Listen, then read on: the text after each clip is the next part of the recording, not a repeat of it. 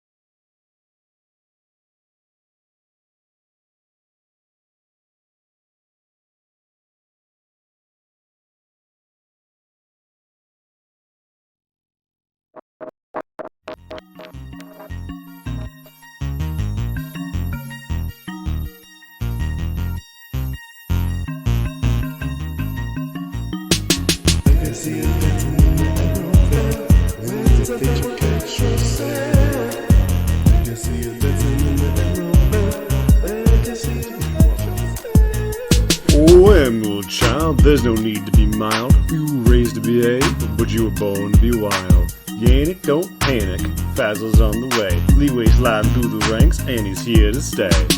Legacy of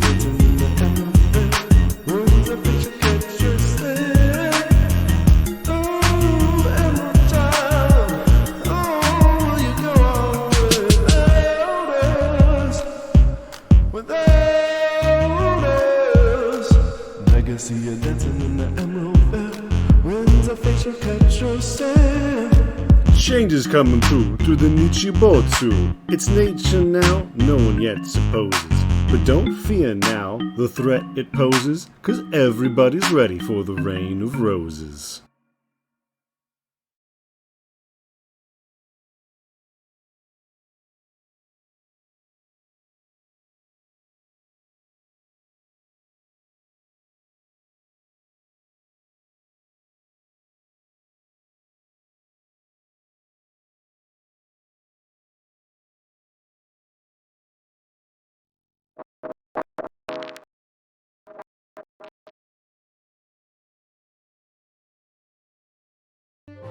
Back on. Good evening, dreamers. And hello. And welcome to Reign of Roses. Oh, alright. I'm BRB screening you for a second here. My apologies. To Reign of Roses, episode 3. The 4th episode, in case anyone thought this was going to be a straightforward kind of game. And, yeah. Welcome to The Path Through Fire and War, Part 1. We find ourselves here. It's another spring in the year 396. It's mid-April, and our darling Yannick and thus Liwei are 18 years old. Yes.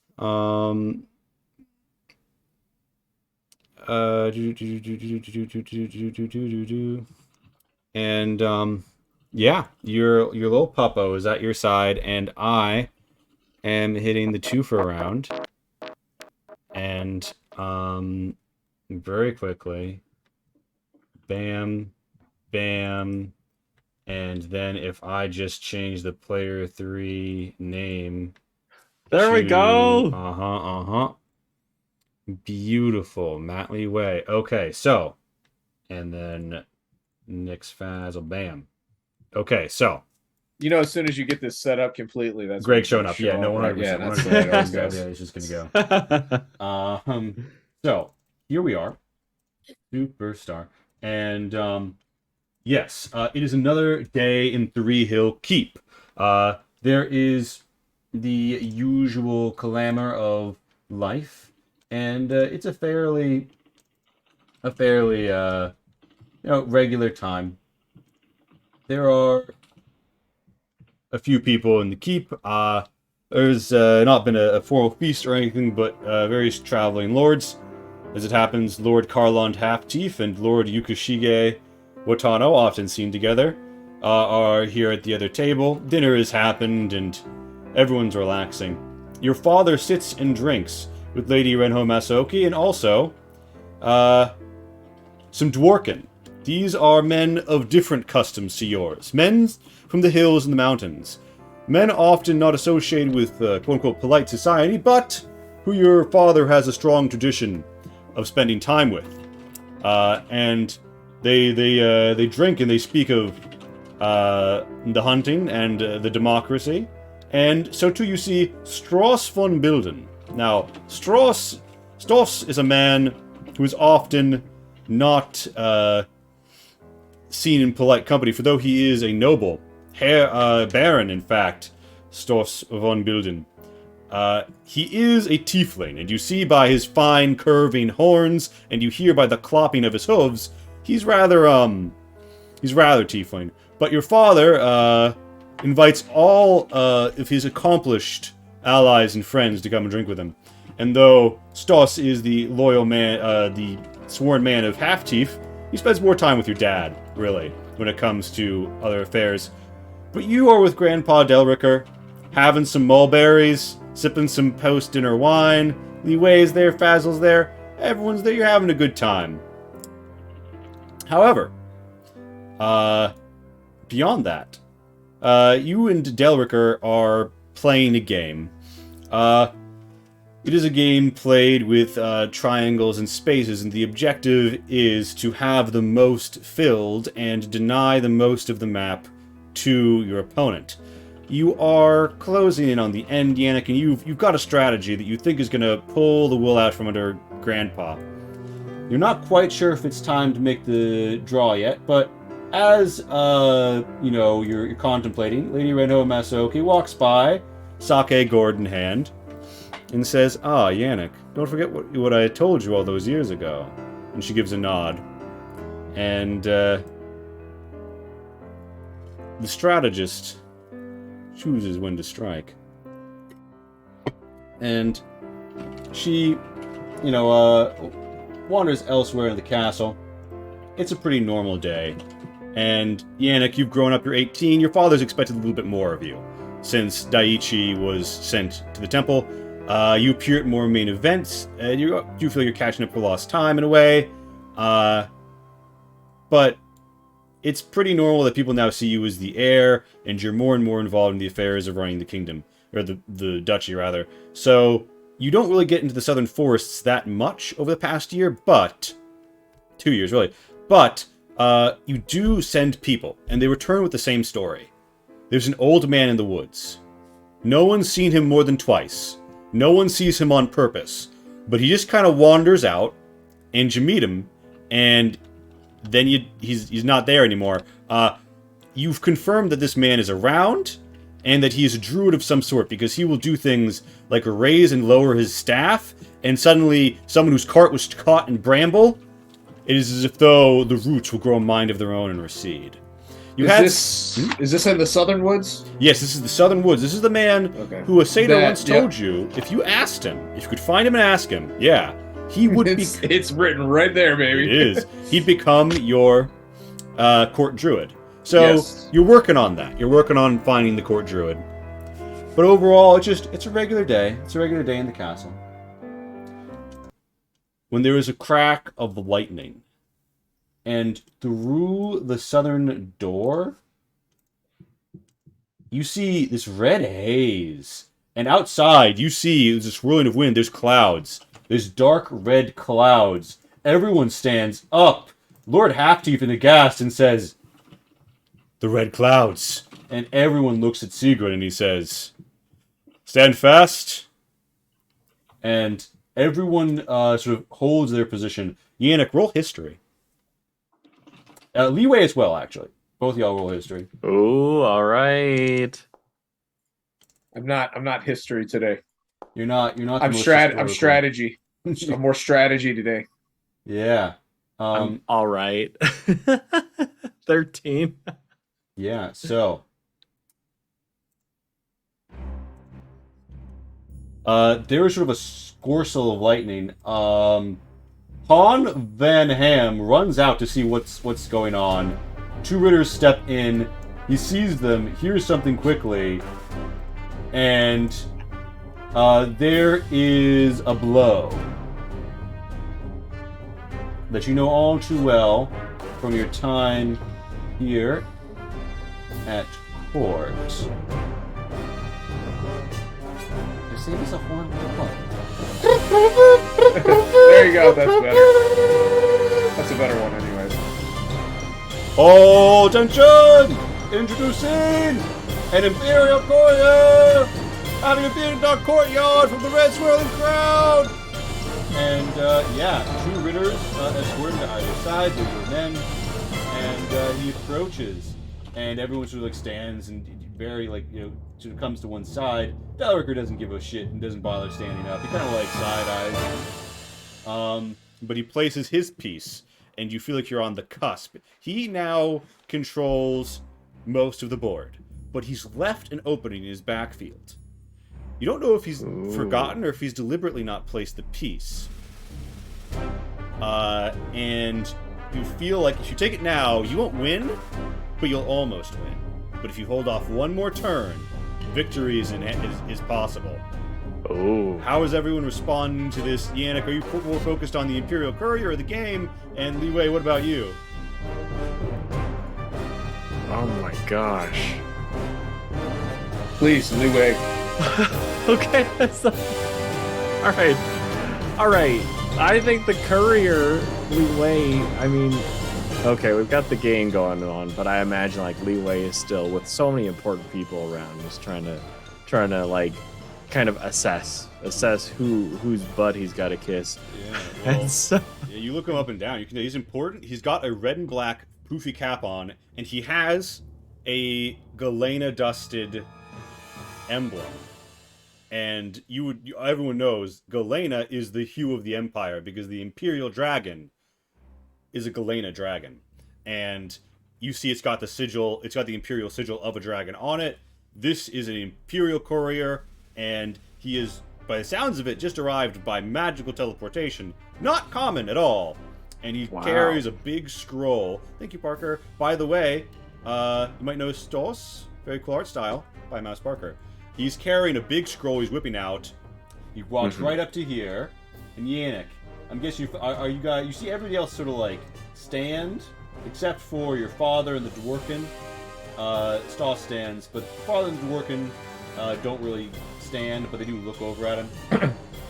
So, I would look at the board for just a moment, and I would take my remaining pieces, the pieces that I was getting ready to play, and I'd put them in my pocket and say, in a moment, grandfather. And then I would stand, but not to kind of like give honor this person. I would start moving over to here. Yeah, you get over by your dad, yeah. So that I can be ready to listen. But I'm watching that board too. Because my first thought was, as soon as Grandpa looks away, I was going to do. Grandpa if you ain't cheating, you ain't trying. Yeah, Grandpa kind of loves one of his pieces and like wiggles his brow at you. Yeah, see, like I'm watching Grandpa. Yeah, so this guy comes in, you're paying attention, but you're gonna stay seated. yeah. All right. He whips out the scroll. He says, I hereby inform you of the formal declaration of a war of defense against the nefarious forces known as the Gold Pack, now assailing by undeclared assault our eastern borders. As loyal servant of the Empire, you are here called upon to attack and draw all forces in pursuit of this campaign. You are hereby ordered to report with the fullness of your forces within half the season's time to Auden and muster there with the remainder of the Central Forces to relieve the Eastern Forces now engaged in battle. I do this here by writ of the Empire and the Emperor, and I arrive now by the Red Cloud, for indeed it is a serious and dire time, and blood flows like wine across the Eastern Plains. We are joined in this battle by allies above, below, and around, as Batari of the Eastern Plains, the Winter Elves from deep within the Duvu beyond, and various and sundry forces of the land are arrayed against a coalition of forces. We believe the enemy could be in the company of an orc host. There is suddenly, and Sigrun stands up and says, "You mean they've come through?" He says, "It is unclear at this time. However, the significance and variety of the forces suggests they may have come from parts untoward and beyond." And you don't need to make a history roll on that. Orc hosts are scary because orcs are not from this dimension.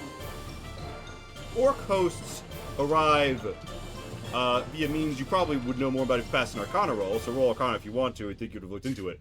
But they arrive from elsewhere, and normally with a large army that has no connection to a previous line of supply. Meaning, objective one is plunder and control, because they need to keep feeding and equipping their force. Oh. Yeah. Oh, snap! You've read over the histories, and you're not a magical man, but you're a man who is interested in war, and the dynamics of a war against an orc host are completely different than normal war. Normally, you have an enemy who has supply lines, a relationship with you, history. You know that there are a certain brood of orcs, and you also know, you're probably one of the few people in the room who even knows this, that all orcs draw descent, whether it's true or not, you're not sure, from a certain matron goddess.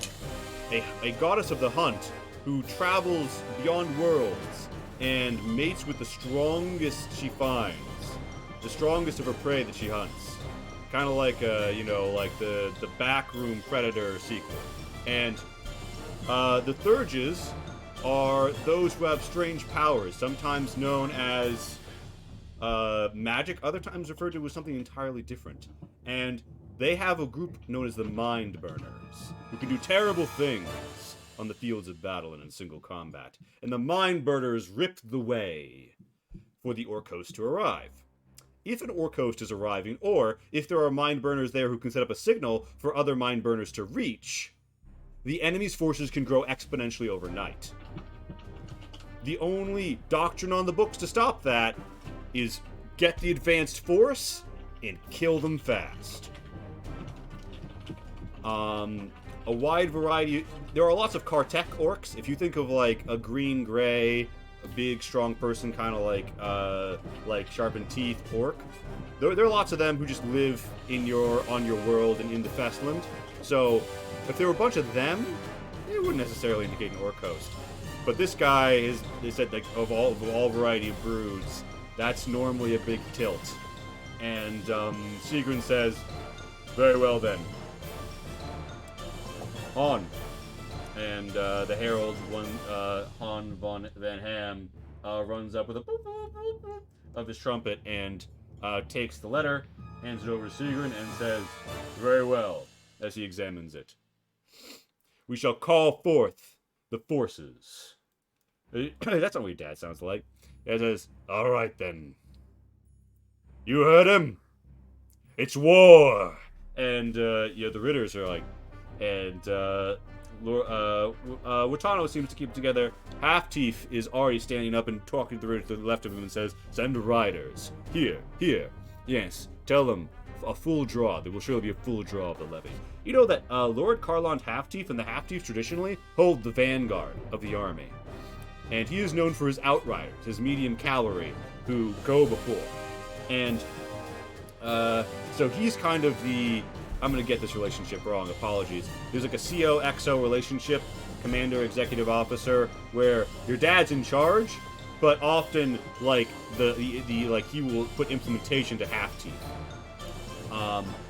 So, serendipitous that he's here. Immediately, everything flies up, and Yannick, you're at his side, and he steps over and he says, "My son." He claps you on the shoulder and he says, It's time for something I've been putting off." That's not his... My son, it's time for something to burn off. And he gesticulates to Yannick and Basil as well, and he says, "Come, come, all three of you. We'll have Svez send the letters, and then descend." And you know what he means by descend, because beneath your keep is the reason that your family's in power. The lineal flame of the province. It tied to all of the provinces you own. You only go into that dungeon to enkindle someone to the flame, making them co-ruler, or, in the most recent case, to remove someone, as was the case with Daiichi. You've been knowing this day was going to come any day now, probably thinking like, hey, when's it going to happen? Your father's been waiting. Right now, it's just your mom, your dad, and Delricker enkindled to the flame. 3 is fine, but if it ever falls to only one person enkindled to the flame, they immediately begin to age. Like a month hits you like a decade. So one person just cannot hold the lineal flame alone. And thus it is the practice to ensure, particularly in time of war, that you keep water, you keep most people on. It's also a rite of passage. Amma comes up, holds your father's hand, and he says, "You'll have to stay here with Delricker." And she says, "No, I'm coming with you. Think, my dear. We'll need to run things. We're going to have a full draw of the levy, and we're going to have to distribute the grain. You need to stay here. You're the steward. And Delricker will help." Delricker's still sat in his chair. He says, "Yannick, ready yourself. And Amma, my dear, bring the scroll from our room." Just the scroll case? She looks at Yannick and she says, "It's time our son learned the family code of honor. The way it was meant to be learned." And she looks at you, Yannick, with a face halfway between pride and trepidation. And she says, "Oh, my sweet son, wait for me at the Courage." And he nods and he claps you on the shoulder again. And Sigrun says, "Well then, to the council chamber. Come, Basil, Li Wei, Yannick, Svez." And, people sort of filter to the north. And Shinai Nok even walks in and he says, "Oh, has there been an announcement?" And he says, "War." And he says, "Ah, and here I was, thinking I would get to retirement without having one more campaign." He stretches and says, "An Imperial War. Good. I will be able to join you on the field, old friend." And Shinai Nok accompanies you. So you guys head up to the, I presume, the realm. But Yannick, do you run back to place that piece?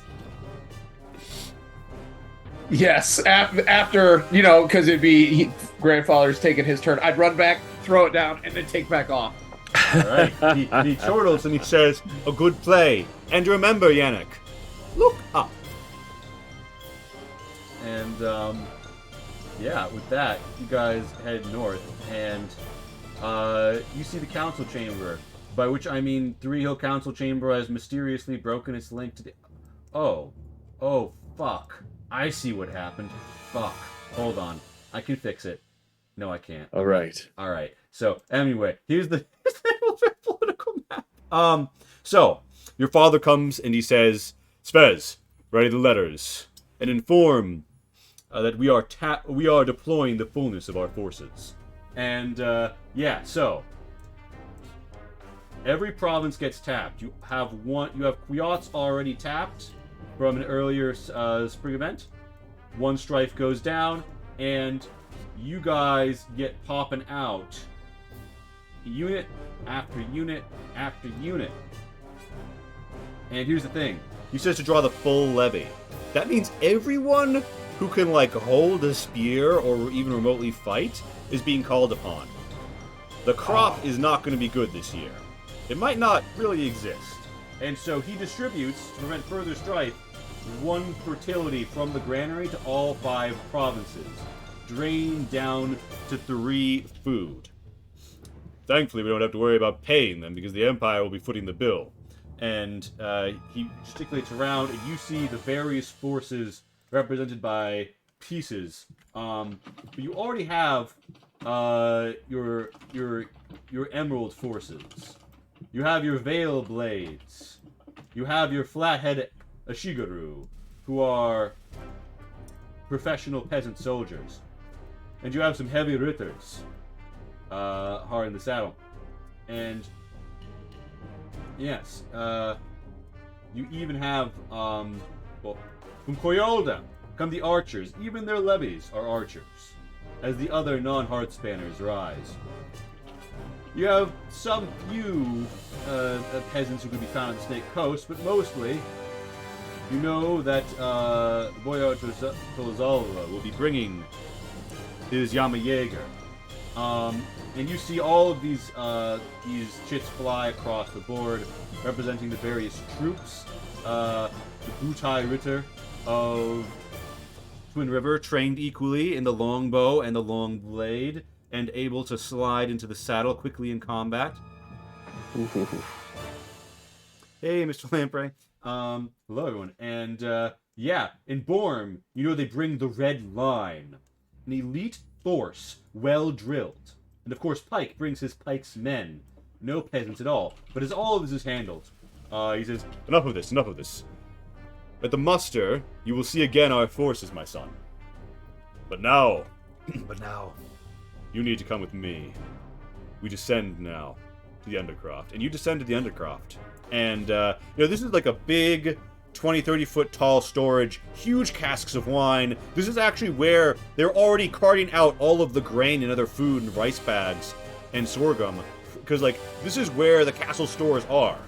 Worst case scenario, the city falls and you're in Three Hill? Fuck off. We have food for years. And down here, some sections are boarded off, but it's just huge. There's ancient petrified wood timbers and stone support struts.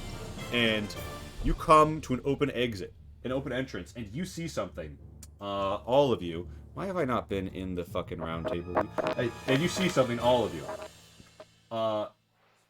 You see big fuck off fall and you'll die rocks, supported by timbers.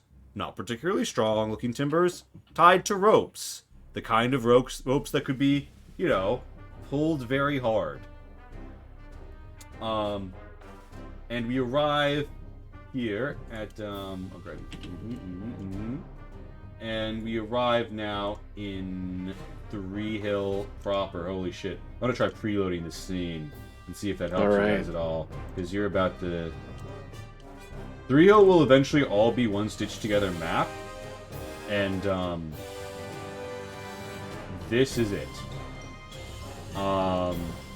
You're about to see as I pull forth the layers. Don't go grabbing around any tokens you might can control later in the dungeon. Hope that wasn't Dungeon. And, oh no! and, you guys are here, and there is, of course, you're down here. There are torches, and such lit, and, it's warm, but, your father does say, someone's gonna want to strike up a torch or a candle. And, you see there's a big spiral staircase down. And Yannick, up, you see all those logs.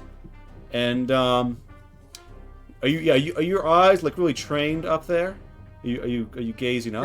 Grandfather said look up, so... Yes, he did. Yes, he did. You see something. Wouldn't you fucking know it? It would not be a complete Yannick episode without this. Vote now on your phones. It's one of my stones. Yeah, so you see, show players. Number 2, Over the Courage Stone. This is about right under the one you found last time, and it kind of makes an opposing pattern to it. Rather than left to right, it's up to down. And I'll click over here. It's 2 Over the Courage Stones. And your mother comes down, and Alma has in her arms an ancient sort of scroll case. A wooden affair that she hands off to your father, and she stands to the side and says, I will watch over the courage as you descend. And he says, yes. Now then, boy, as you can see, these rocks, if dropped, would instantly kill everyone in the stairwell. And then, anyone down below would be trapped, for it would take months, if not half a year, for workmen to pull the rocks out, working night and day. This is the courage. Now then. And he whips out a clattering wooden scroll, and he shows it to you. And you see here, written in Kehoe, rendered in, I think I can read, 9 lines. And he says, "This is the family code of honor. And this is what I now pass to you. It is tradition that each member of the Emil family learns it when they are to be enkindled to the flame, for it will guide you." And he intones the first line. He says, "To live a warrior's life, one must simply follow these 9 lines. The warrior's virtues are to seek glory, show courage, have honor, know loyalty, pursue perfection, and die well." And then he gets to the third line. He says, "Courage stands behind glory. Those dedicated to glory will crave it in the face of defeat. Keep that line in mind as we descend." And, yes, Pat, don't look. Yannick says, "Now then, Fazl, Li Wei, you have been close to companions to my son. Good companions. It is not unheard of that the Emeralds would elevate close companions enkindled to the flame. Don't know what kind of enemies we're going to face out there or how many of them, but I know it will not be an easy fight. And so, Yannick, it is your choice. Who will lead the way with the torch? I will stand here as your guide, but I will not tell you what to do. It'll be your choice. When the time comes, I'll read the next line." I've trusted Li Wei with my life. I trust him to lead the way down. Yeah! And so it is. Well spoken, yeah. Li Wei, trusted with life, trusted with light. There's an easy torch to hand. Whoosh, you light it from one of the sconces. Great. And now, you have a torch of your own. And, Fantastic. yeah, so this isn't immediately obvious because of how you're looking at it, but you need to walk to this very, the light section is higher, the dark section is higher, or it repeats down the Z levels. So, where Secret is standing is, the entrance, and then you go down, and then, Oh, yeah, and then Judge Wolf pops. Yeah. Oh, whoa! Descend, yes. As, Fazl will catch up. I'm gonna, and you guys find yourselves descending. You have to walk the wrap around again to get even lower. Oh, I see. Yeah. Oh, that's so sick. Oh my gosh. You step out, torch in hand, and why is your mother visible here? Goodbye, Amma. You stand and you see that the torchlight is bounded by the wall above. Just pretend it isn't. So it's reading right on.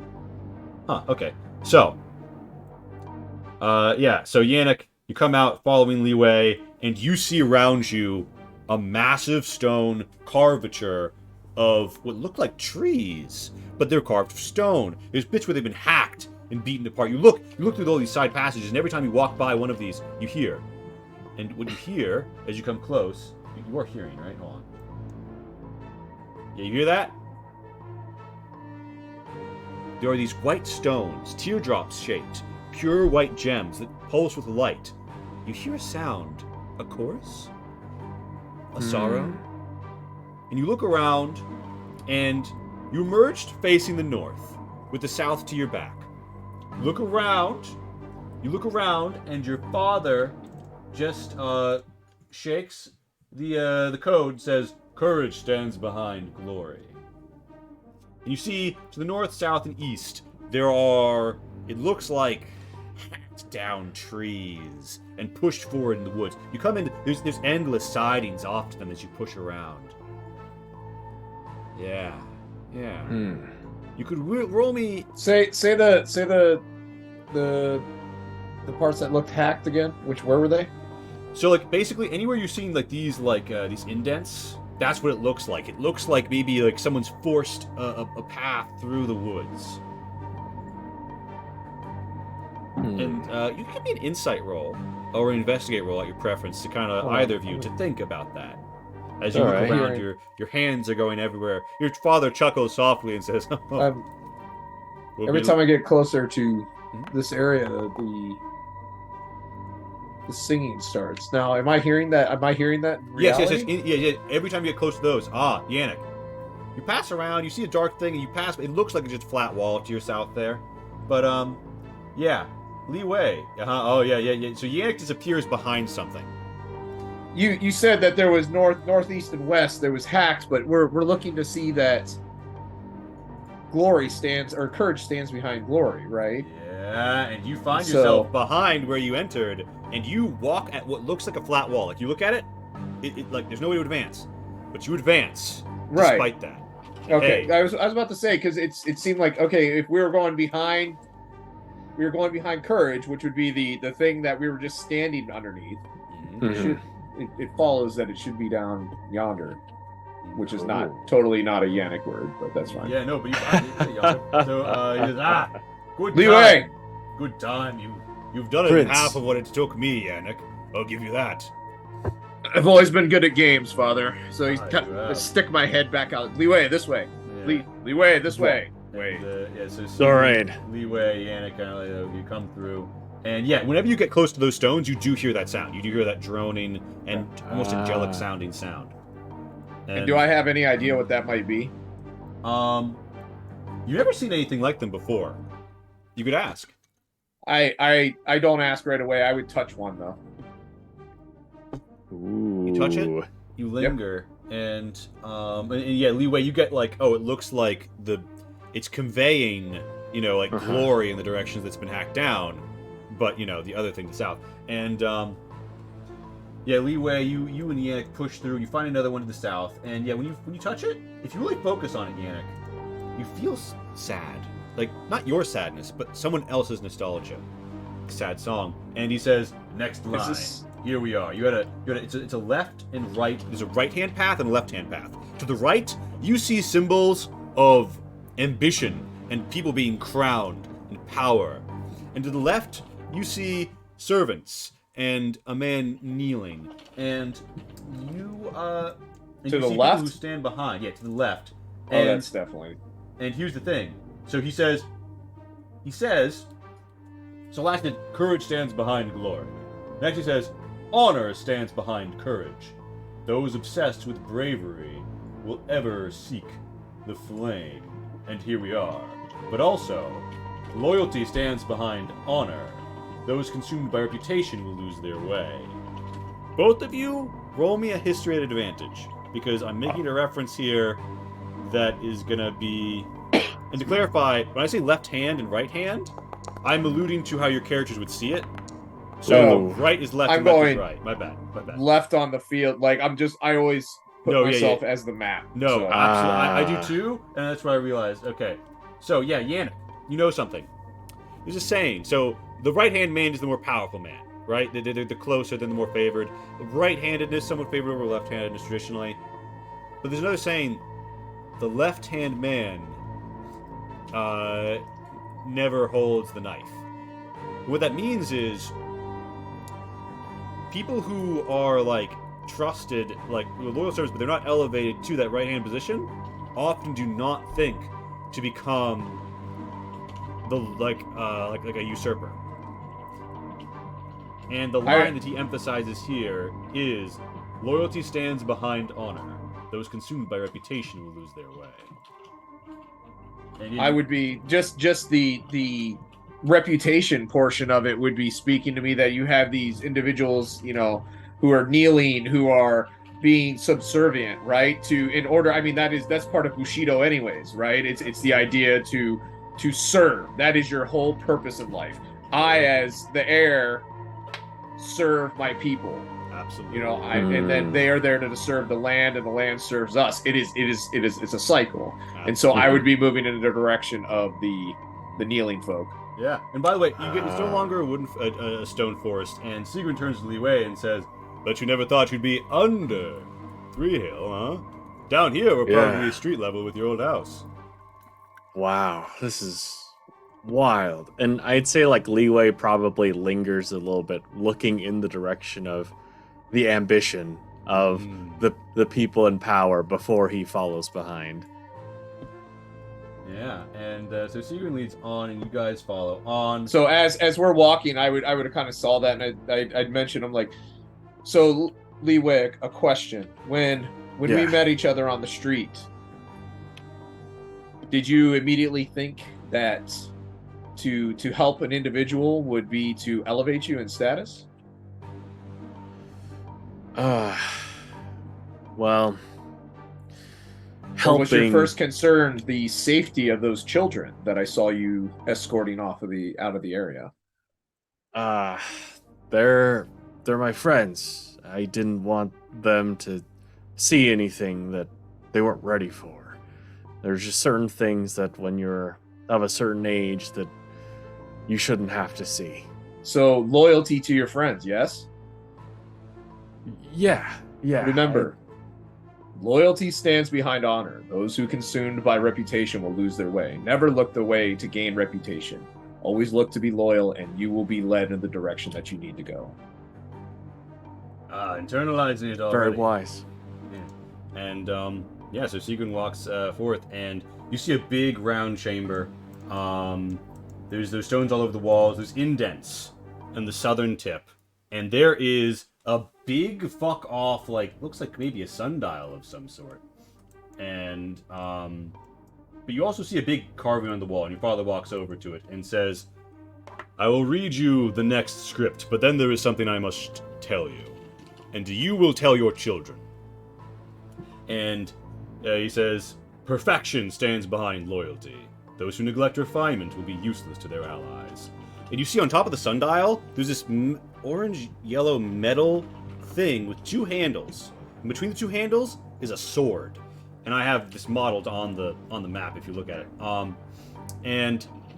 So you come up to this, and I will share it with you, but I will also, Sigrun does read it. I apologize, this is going to be a bit of a narration here. To my descendants, I drank plum wine this morning in the garden. I poured 1 cup for myself and 1 for the ancestors. Its sweetness struck my nose so as to make my mouth water, and this drew the tang just so, crashing as a wave of delight in my mouth. At noon, I sat in the Tenchu's heart and drifted on the melodies of the lute priests. They sang of Daichi before, of his trials and his sorrows, of his victory and his woe. He seems a little sadder at that line. But he powers on, "Through beauty we heard strife, and through strife we knew beauty. In the evening I wept for the dead and those yet to die. For how can the warrior who forgets sorrow and disregards death ever hope to bring peace? And tonight I lie and laugh with my wife, for no foe may steal our joy. Tomorrow we declare to every loyal subject, every lost soul, and every bristling thorn upon our borders that there is no end to imperial reign here. Simply a new sovereign. The homeland is gone, but our home stands unmoved. The divine winds blow through our lungs. The rhythm of the earth beats in our hearts. And our blood is as brined as the sea. The storm is our battle cry, and the red blood of the earth tempers the steel poured of our metal. Every beast of the deep and foe, from the void that seems for all the world to be an indomitable rock, shall be beaten into gentle sand before our assaults. And the ships of fortune shall rise on our tides, and be cast down low by our waves. Mine has been a gentle life, and I begrudge not fate that it has dealt me the hand of blood to end my days. I welcome it with a grin on my face and 2 swords at my hip, for I know that mine is to die in the saddle, fighting for the dawn I will never live to see. Know this, whatever time you are born to, you shall face the same truth, and you will know too my strength, for I pass it unto you. Do not endeavor in the foolishness of youth to kill fear, for I have met many fearless men, those who have killed themselves, before the enemy's blade ever taste their flesh. Let every doubt and anxiety swim by as the beasts of the sea. For you are the sea, and you contain multitudes. And should you feel yourself grow small, and all you contain threaten to burst forth and destroy you. You need only let them swim by as you fixate upon one image. Your foe, cast against the sunset's dying light. Feel the certainty of the sunset in your arms then, and plunge the foe into deepest midnight. I go to sleep not knowing what history I shall write in blood. But as I face dusk, this I declare, until the last of this blood runs dry, through every strife, and triumphant over every storm. We are and shall forever be the kingdom of the sunset. Tokuchi no Takauji. And Sigrun says, here it is. From the man who, upon learning that all chaos was to break out, and that the world that supported him was to disappear, his was no longer the life of an idle governor, but of a warrior king. This is what he wrote to his descendants. For before even he declared his task, he thought to us. And thank you for the follow. And so you stand, and he points to the sundial, and he says, remember, we are, and ever will be, before anything else, the kingdom of the sunset.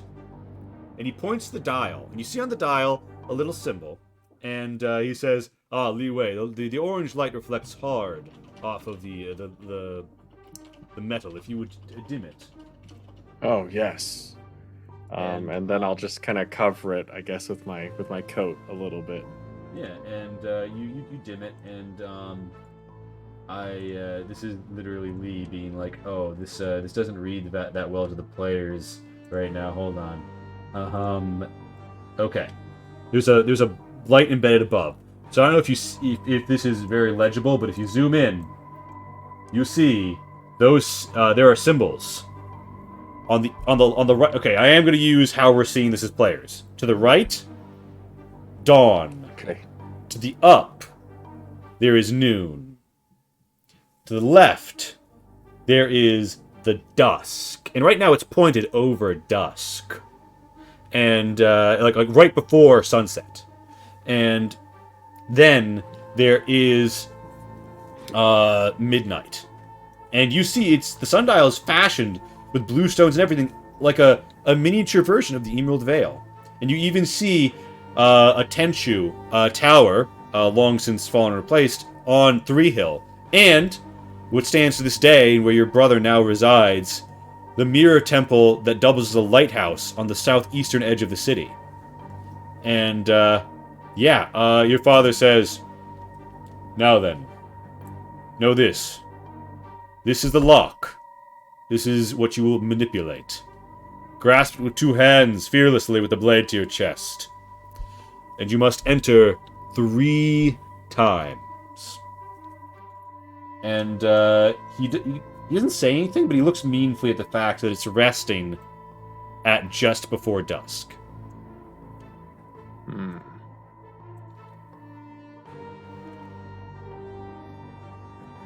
So this to me, right? We just learned we're the kingdom of the sunset, right? We should that is where that would be where the entrance should be, right?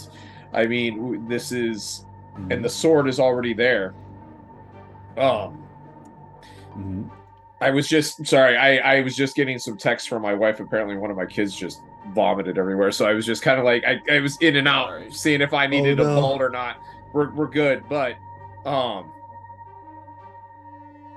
what does he mean by enter? Like I look at him by what he means by enter. Like I'm literally willing to step onto this area that is the sunset, because that is where our kingdom is. And he says, think of it like a journey, and you know where you're going. And he doesn't like point at it, but he points at, like, if you think about it, if this is a 3-digit combination, it's been left on the final combination.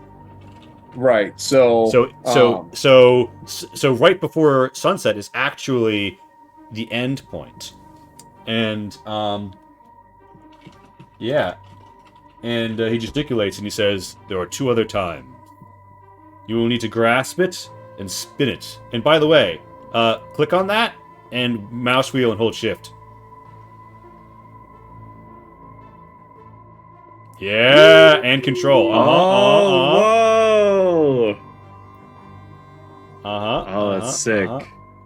So we have the three digits. Then would end up being this temple area, then to the time before dusk, and then to dusk. If that's the final, as the sun reaches its zenith and comes back down, and we end our time at in that period. I guess maybe I might be missing something here.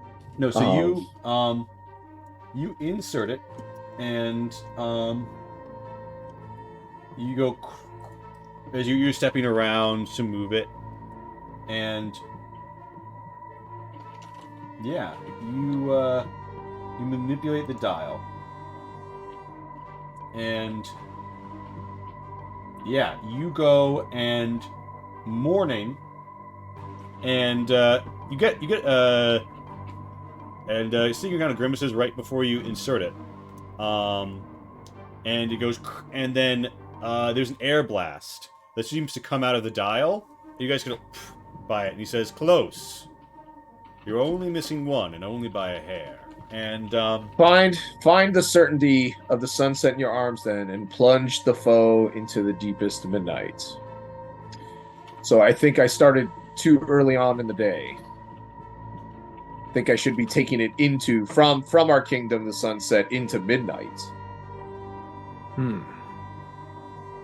According to the words from the Declaration unto Dusk. And both of you roll me investigate. All right.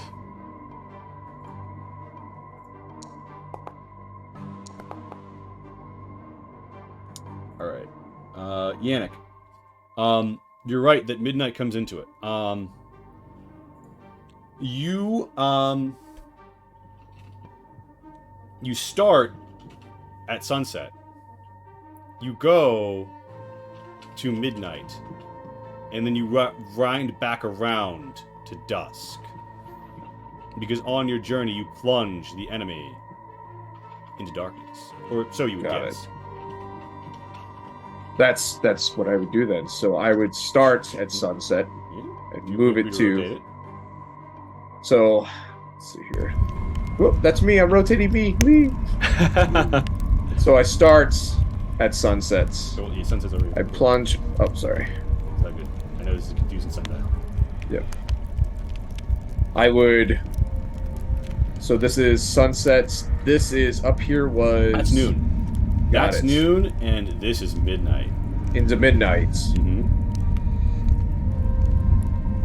Yeah, and then you rest it where it was just before the dusk, and there's a clicking. And your father nods, and you hear... And all of these little, like, dagger-tooth chambers now have a green-looking vine rope in them. And now he says, "Now for the fun part." And he claps Leeway on the shoulder, and I says, "I hope Von Ortel hasn't been letting you skip leg day." Oh. Yikes. I'll push forward. Yeah, and he says, "Choose a hole, any will do." And he kind of saunters up confidently, and he reads you again from the Code of Honor. Death stands behind perfection. As spring knows winter and victory knows defeat, you must know the warrior's death to be complete. Now, I'd like to point out, this doesn't mean you're supposed to die. It means you're supposed to come close. and your father walks up, hops on one of the vines, and then a clattering on wood, and he's all of a sudden no longer where you are. I'm heading. I look right, at Leeway and I'm like, let's go. Now, Yeah, let's go. so important note here, do you see a dark chamber, a drop down into a vine that looks like the moment you grab it, you start sliding. It doesn't look like it has a firm rope grasp. It looks like the moment you grab it, you're going to start descending. And you heard like maybe a kicking on stone. So describe what y'all do for me here, like in thank you for water the lead. So I grab my carabiner, right, and you run the line through that, and then you grab it, and then it's a repelling joke. Right? Yeah, I know. You brought one arm out, and then you put that other arm behind your back, and you just lean. This is actually back like this. This map is called Three Hill Actual. So you're actually radio and Three Hill Actual. We are inserting to Lineal Flame now. You're up. So I would I don't think fast roping this would be a good idea, so I'd probably try to do my best to repel it. I mean, obviously carabiners aren't a big thing, so I just grab a hold of it, and you grab it in your other hand and you put it against your back to kind of keep yourselves, and then you put your feet on the wall and you just bounce. All right. Now, so Yannick's going down this hole. I have a question. I have a question for Li Wei. Yes. Are you gonna wait to see how this goes for your buddy, or are you gonna hop in another hole simultaneously? We're going in. We're going right, in. yeah, Absolutely. Pick whichever. I mean, you're not gonna be able to go. Like, you want to go simultaneously. Pick whichever you want to go to. Okay. And So, I'll go to. And Li Wei, what are you doing? You trying to do the same thing more or less? You know what? Look, I want to see where I'm going, so I'm taking a little bit of a risk here. I still have the torch. You actually. I don't think I'll be able to support myself, so I'm essentially expecting to need to cast Featherfall as I jump onto the rope with my torch out. Oh, okay. So, Li Wei, you get a flash of stone things that are pointing up right below you. So you're kind of like with one hand committed. Li Wei, make your athletics or acrobatics a disadvantage. Okay. Yannick, make it at advantage because you've got like a stratagem here. Which what roll? Right. Athletics. Your choice of athletics or acrobatics. However. Athletics by far. Yeah. 5. Oh wow. All right. Better than you though. Right. Apparently. Okay. Oh my Just god. like that, the game's over. We both die. So you see yourself plummeting towards stone spikes, Li Wei. I presume you cast Featherfall. Yeah. Do I see anyone else plummeting towards stone spikes? No, because here's the thing: they're individual alcoves. You see the green flame.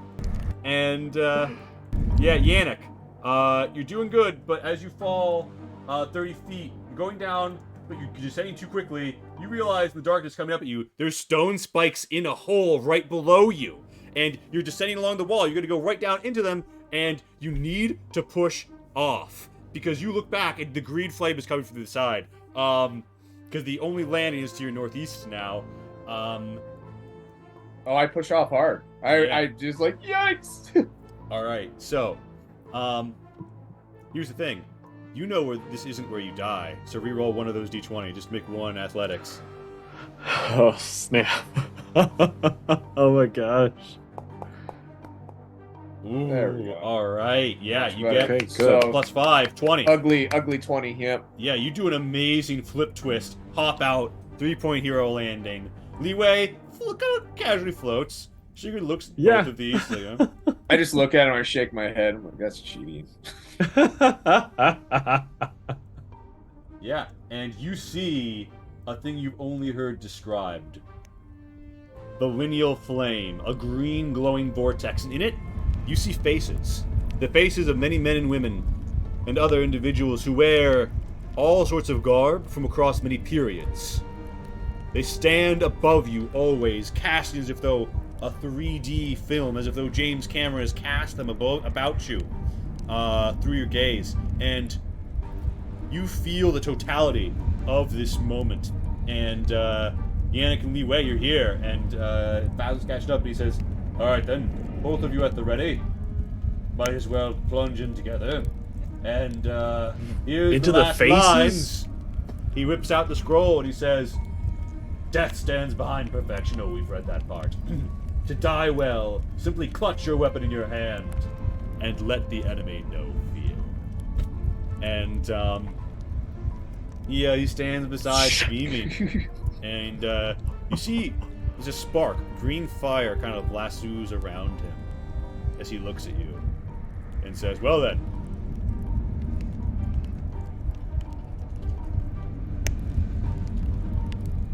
Are we jumping into the faces? I would be pulling out my sword.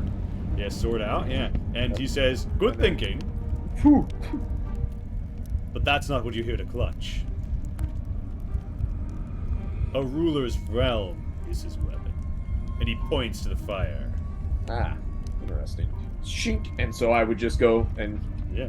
I'm going in. Yeah, We're so going in. Anyway, you see Yannick go in, and Seago's like, come, and you go for it? Yeah, absolutely. Run Let's into go. the fire. You see the ancestors swirling around you. They dance. They look down, and it's like in the middle. You both come to either side, and yeah, through the fire and the flames, you see this beam of energy come down between you, perfectly for you to grasp. Both of you give me a charisma save. Oh, snap. Oh, you'll be fine. I'm probably gonna be hurt. How the hell do I do saves on this? You just hit the word charisma, and then Got you it. choose. Saving throw. Got it. Normal. Oh, man. Wow. So, I'm more charismatic than the bard. How'd that happen? Yeah. So you guys are both laid out, but as it bounces, but you grab it, energy rips through your arm, and like your eyes burn a little, and you feel like a front head headache. But you dance down, and you see all of the ghosts swirling around you, holding you up, and you feel the energy scorch through your palm, shoot inside you. Your nervous systems are burning alive. You look at each other, and you see your eyes are glowing green, and then you stood there. The flame doesn't hurt at all. It doesn't feel warm even. It feels like the warmth of a loved one there at your side. And Sigrun says, and now I declare you enkindled to the flame. And yeah, you guys are, you feel it within you, beating within your heart. And Yannick and Li Wei, you look at each other, the energy pulsing around, the power all around you. Yannick, you see a woman with hammer in hand look down at you favorably as a wall of brick lays and unlays itself behind her. She slurps away into nothingness. You see a man in the demon mask with a huge sword, a great sword, the emerald sword from your vision. Yannick, you see it. He wields it. He swings it. He grabs it with the blade. He extends the handle to you. It disappears in the flash of an eye. You see your ancestors swirl around. Li Wei, you see all of this too. And you together, you see them dancing. Yannick, how do you respond to this? Whenever the builder shows herself, I kind of grin just a little bit because this is basically my hero from my family legends. The minute that emerald sword is pushed out before me, it clicks into my head that I've seen that. I almost lunge for it with still holding on to that tendril power, but that free hand. Yeah, is you almost grab it. Launching for it. It disappears just a second before. But in the second before, you see a flash, and it takes the form of a dragon's head that dissipates into nothingness after forming a vector. Wow. It struck you as if though like an emerald mixed with obsidian. And Li Wei, you're here dancing in the flame with him. You have gone from Canal Street, like local boy, to the absolute top of the food chain here. You're as far as you're getting. I mean, hey, great ambition, but like, right. How does it feel? It feels good. I imagine Li Wei like just looking at all these figures, at all these faces, thinking about this ritual, and just thinking like, maybe one day I can be in this flame. Maybe one day, someone in the future, I'll be able to freak them out a little bit. Yeah. And with that, you guys, get your cameras rapidly fixed. And you, the tendrils are seated, the ghosts are around, and Sigrun says, yes, well, sometimes I like to come sit here and drink with grandfather, but it's been a few years. Well, hopefully your mother hasn't pulled the rock and buried us in our courage. Now then, I hope everyone's practiced their squats. We're gonna have to clamber back out the halls. Oh no. And, Oh no. You guys have a very intensive cardio workout. Oh leaving my this place. gosh. He says, yes, there is a secret exit. No, I'm not going to tell you where it is. It's for emergencies. I'll tell you when you're older. All right. Builds character. And, yeah, so... I'm gonna spend a lot of time looking for that secret exit before I start to clamber up. Give me an investigate as you look Let's around. go. You know, 21! you can't see it, Oh no. but something feels different about the air due to the north. And you can't help but notice the wall sags in here. Okay. It feels as though there's nothing. Your naked eye can't discern what's here, but you got something.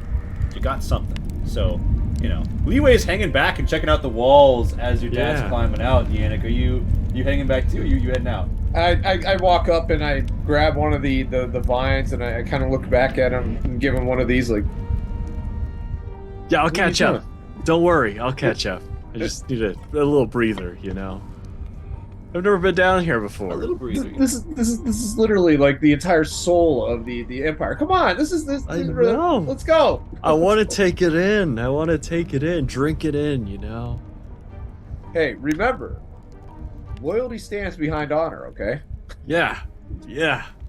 I'll be forget there. So fast. So fast. I would show the man loyalty that is supposedly my friend and would be clambering up, expecting him to be following immediately after. Yeah, so Leeway, you feel like, yeah, maybe if you had an hour, you could figure this out, but... An hour? Oh my gosh. All right. Okay. I'll clamber up. Alright. Oh, So, Well placed explosives is the way to get through that. It's easy. It's Good. always the way to get through it. you see when when you enter the flame with the Code of Honor, you fast rope in, plant the C4, stack up to either side, good sight lines through the breach hole. Yeah. Unfortunately, you didn't bring the demo guy. So... next time. next time. So, we do a hard cut here. I apologize, but we got a lot to do tonight. We hard cut, and it's been days. You've assembled this army very quickly. Perhaps. Oh, hey, time. Why aren't you moving forward one day when I tell you to? That's not very cash money, is it? What if I didn't move forward the day when... Alright, fuck you. Alright, come on, sit. What's going on? Well, it is the 22nd of April, whenever the game decides at its leisure to recognize that fact. You can proceed. So, you guys find yourselves... You're at the muster again. That grand red Torii gates in all the directions, and the central spire, and you find yourself there at the mustering ground. So during this time, while they're all mustering everybody together, what would I be expected to do? So your father is handling a lot of logistics, but one of the things he does do is he's had your plate armor commissioned like a month ago, Oh. and he says, "Wear it around a bit more. Trust me, you're gonna need to sprint in that thing." So I would be wearing it to bed. Yeah, Oh my gosh. and What, Artax that's how you- actually has barding brought in, Yes. and Artax has half plate now. Nice. And Leeway, you've got cash. You don't know how, but your friend Leeway tends to have a bit of money. Haha. Great. See episode 2.5, and what kind? Yeah, you can whatever like list armor you want that like you're proficient with, Leeway, you have it. Like you bought that Oh. shit. Sick. Yeah. So if there's anything you want to grab with the opinion, My major concern here, right, Yeah. is this idea behind these mind burners. And so one of the big things that I would try to be pushing my father to do, if he won't do it, then you need to let me go, Mhm. is I want to find this druid. Mhm. I think that this druid, coupled with some of the expeditionary units from Half Teeth as a vanguard, could possibly be the difference between a long drawn out battle with all of the Empire fighting to us winning accolade beyond accolade by starting a battle or stopping a battle before it can even expand out. Yeah. Right, but we have no magic. We at least, you know, I mean, He says, I'm sorry, Lee. Wait, you can sing a song, right? But I'm Yeah. I mean, like, I'm talking about somebody who has a lot of history that might be able to do something about this. and he says, Mm-hmm. "Boy, druids cause problems. Fazzle's as far as I'm willing to go. But you have a point. We should seek counsel. We haven't had a court wizard since... Well, enough of that. We can consult with Shinainak and his miracles, but... Yes, you have not spent much time with Lady Anshin Vrosgrezny. She'll be at the muster. But we can talk." And, yeah, so he's like fuck a druid, but he thinks he sees your point. He does think that you need counsel and magical counsel on everything that's happening here, but yeah. So you find yourself at the muster, and yeah, you can research whatever you'd like if you want to like it's just like there's actually a bookshop in town, a new one that's opened up that Li Wei has been to a few times. He could recommend to you, can't you, Li Wei? Yeah, they yeah, got great. They got great scrolls. Erdem's Elite Scriptory. He's got books too. Yeah, open up. There's been a bit of a renewal on the side of Old Town, closer to the harbor, after that alchemical distillery went in. A little more money flowing through. And yeah, you see all of the banners assembled before you. You see the Hearth's banner behind you. You have your Veil Blades, Valiant Swordsman. You have your Flathead Ashiguru. Peasant soldiers, but trained and drilled with good equipment. And you have your heavy ritters. And you have all of these soldiers behind you. And then, that's the Hearth banner. That's your standing army. Then you have the armies of your lords. In the west, there are the Koyaldans. Even their peasant levies stretched out behind them have brought bows. And they are all huntsmen true. And of course, you still see that the lady Jella von Vergrave is upon her root horse. And Scudder is there. You know, they both have their bows. They brought their archers. Bayran, he's brought archers. They're standard. Yella has actually brought rangers who look like they could scrape with a sword as well and not instantly die in a melee. And then you see the Banner of Bor. You see Harvar Redstone with his elite soldiers that bear red stripes on their shoulder. And you see some of them have different numbers of red stripe. Actually, Eichen steps up between you two and says, "You know what the red lines stand for. Each of them is a campaign that the man has served in. As you can see, Harvar has cultivated veterancy and order in his troops, and he has. His ritters are stationed every so often amongst his red line, and they seem to keep good order. Meanwhile, Lady Anshin Vrosgrezny, who has a very fine golden dress, and she has her hand on her hip, but she doesn't have like a scabbard or anything there. She has a book. And she looks at Yannick and she kind of like gives him an eyebrow waggle. As she's doing it, she kind of like tips a little over on her horse and almost falls. And one of her knights is to quickly run up and stabilize her. She's like, oh, and under his breath, Sigrun says, "She's many things, but she's also a goddess." And those are the Bears of Bor. And you see, before you, Lady Renho in the middle with Masayoki's oars, each of them bearing a great blade, the length of their torso or more. To either side, you see Lord Yukishige Watano, and then, he's in his traditional dress. They have Butai Ritters, men with katana and wakizashi on their hips, and yumis on their back, their horses ready to go. They can be horse archers, they can be swordsmen, they can be foot archers. They're the triple fucking threat. The only thing they can't do is form a block. But, we all have our weaknesses. But Masayoki's oars, they're here for one thing. Heavy shock assault. Yeah. And, Tenshi Zilbate, the sword is his hip. It's an insane thing. It trickles golden light, even under the scabbard. And he wears, under his helmet, you've never seen him without it, a stark white angelic mask. Now, some Ritters wear Oni masks to emphasize, like, oh, a demon or taking the Tsunde and the evil of war onto this persona. But you've never seen another angel mask, and you've never seen him without it on. And then you see Lord Gunter Wehrund, 8 feet tall, so big as to think he is giant's blood. He wields what you would imagine is an ornamental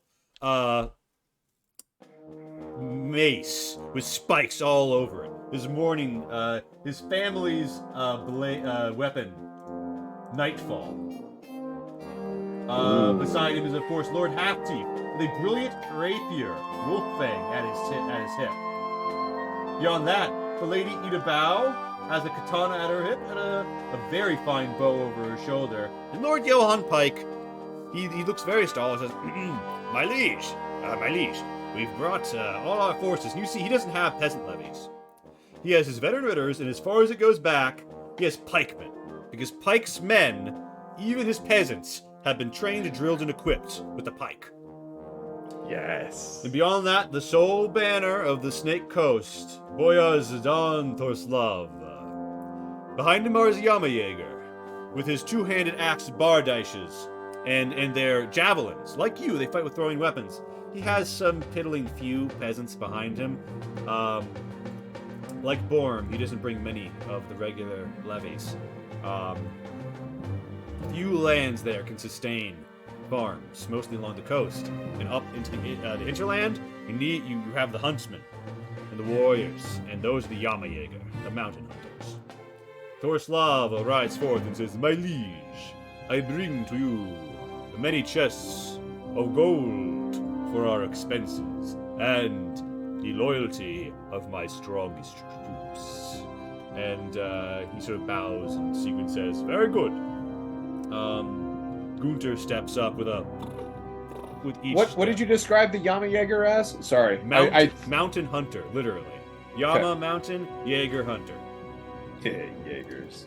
And, yeah, Gunter, Wehrund, says, the banners of the Heartland, come, summon, no, he speaks my liege, the banners of the Heartland, come. Tenchi just sort of steps forward, and does a simple bow, and he says, my liege, it shall bring me great pleasure to whip your foes. I am your weapon. And then steps back. And the Lady Anshin von Rosgresny rides up, and she kind of like flips her hair, and she says, my liege. And then she brings forth her hand, and the starlight unyielding Apocrypha emerges, a blue prismatic blade summoned before her as she speaks magic words. She flourishes it, and then bows. And he says, very good. And, Me and Leeway are sitting there, like, muttering to each other in the back, like... Yeah. Lady Villa von Vergrave comes forth. And, she says, my liege, I bring my rangers. We shall fight the foe in every terrain. And, yeah. She bows, and you see she has a court wizard with her, a hedge wizard kind of guy, who's, flanking her. And yeah, that's more or less the whole party. And with that, Halfteeth wings around, and Sigrun says, I order the army to full march. And Sigrun nods to Lord Halfteeth. He rides on his horse, veers back, and says, we march. And so it is that you march. And you find yourselves on the road.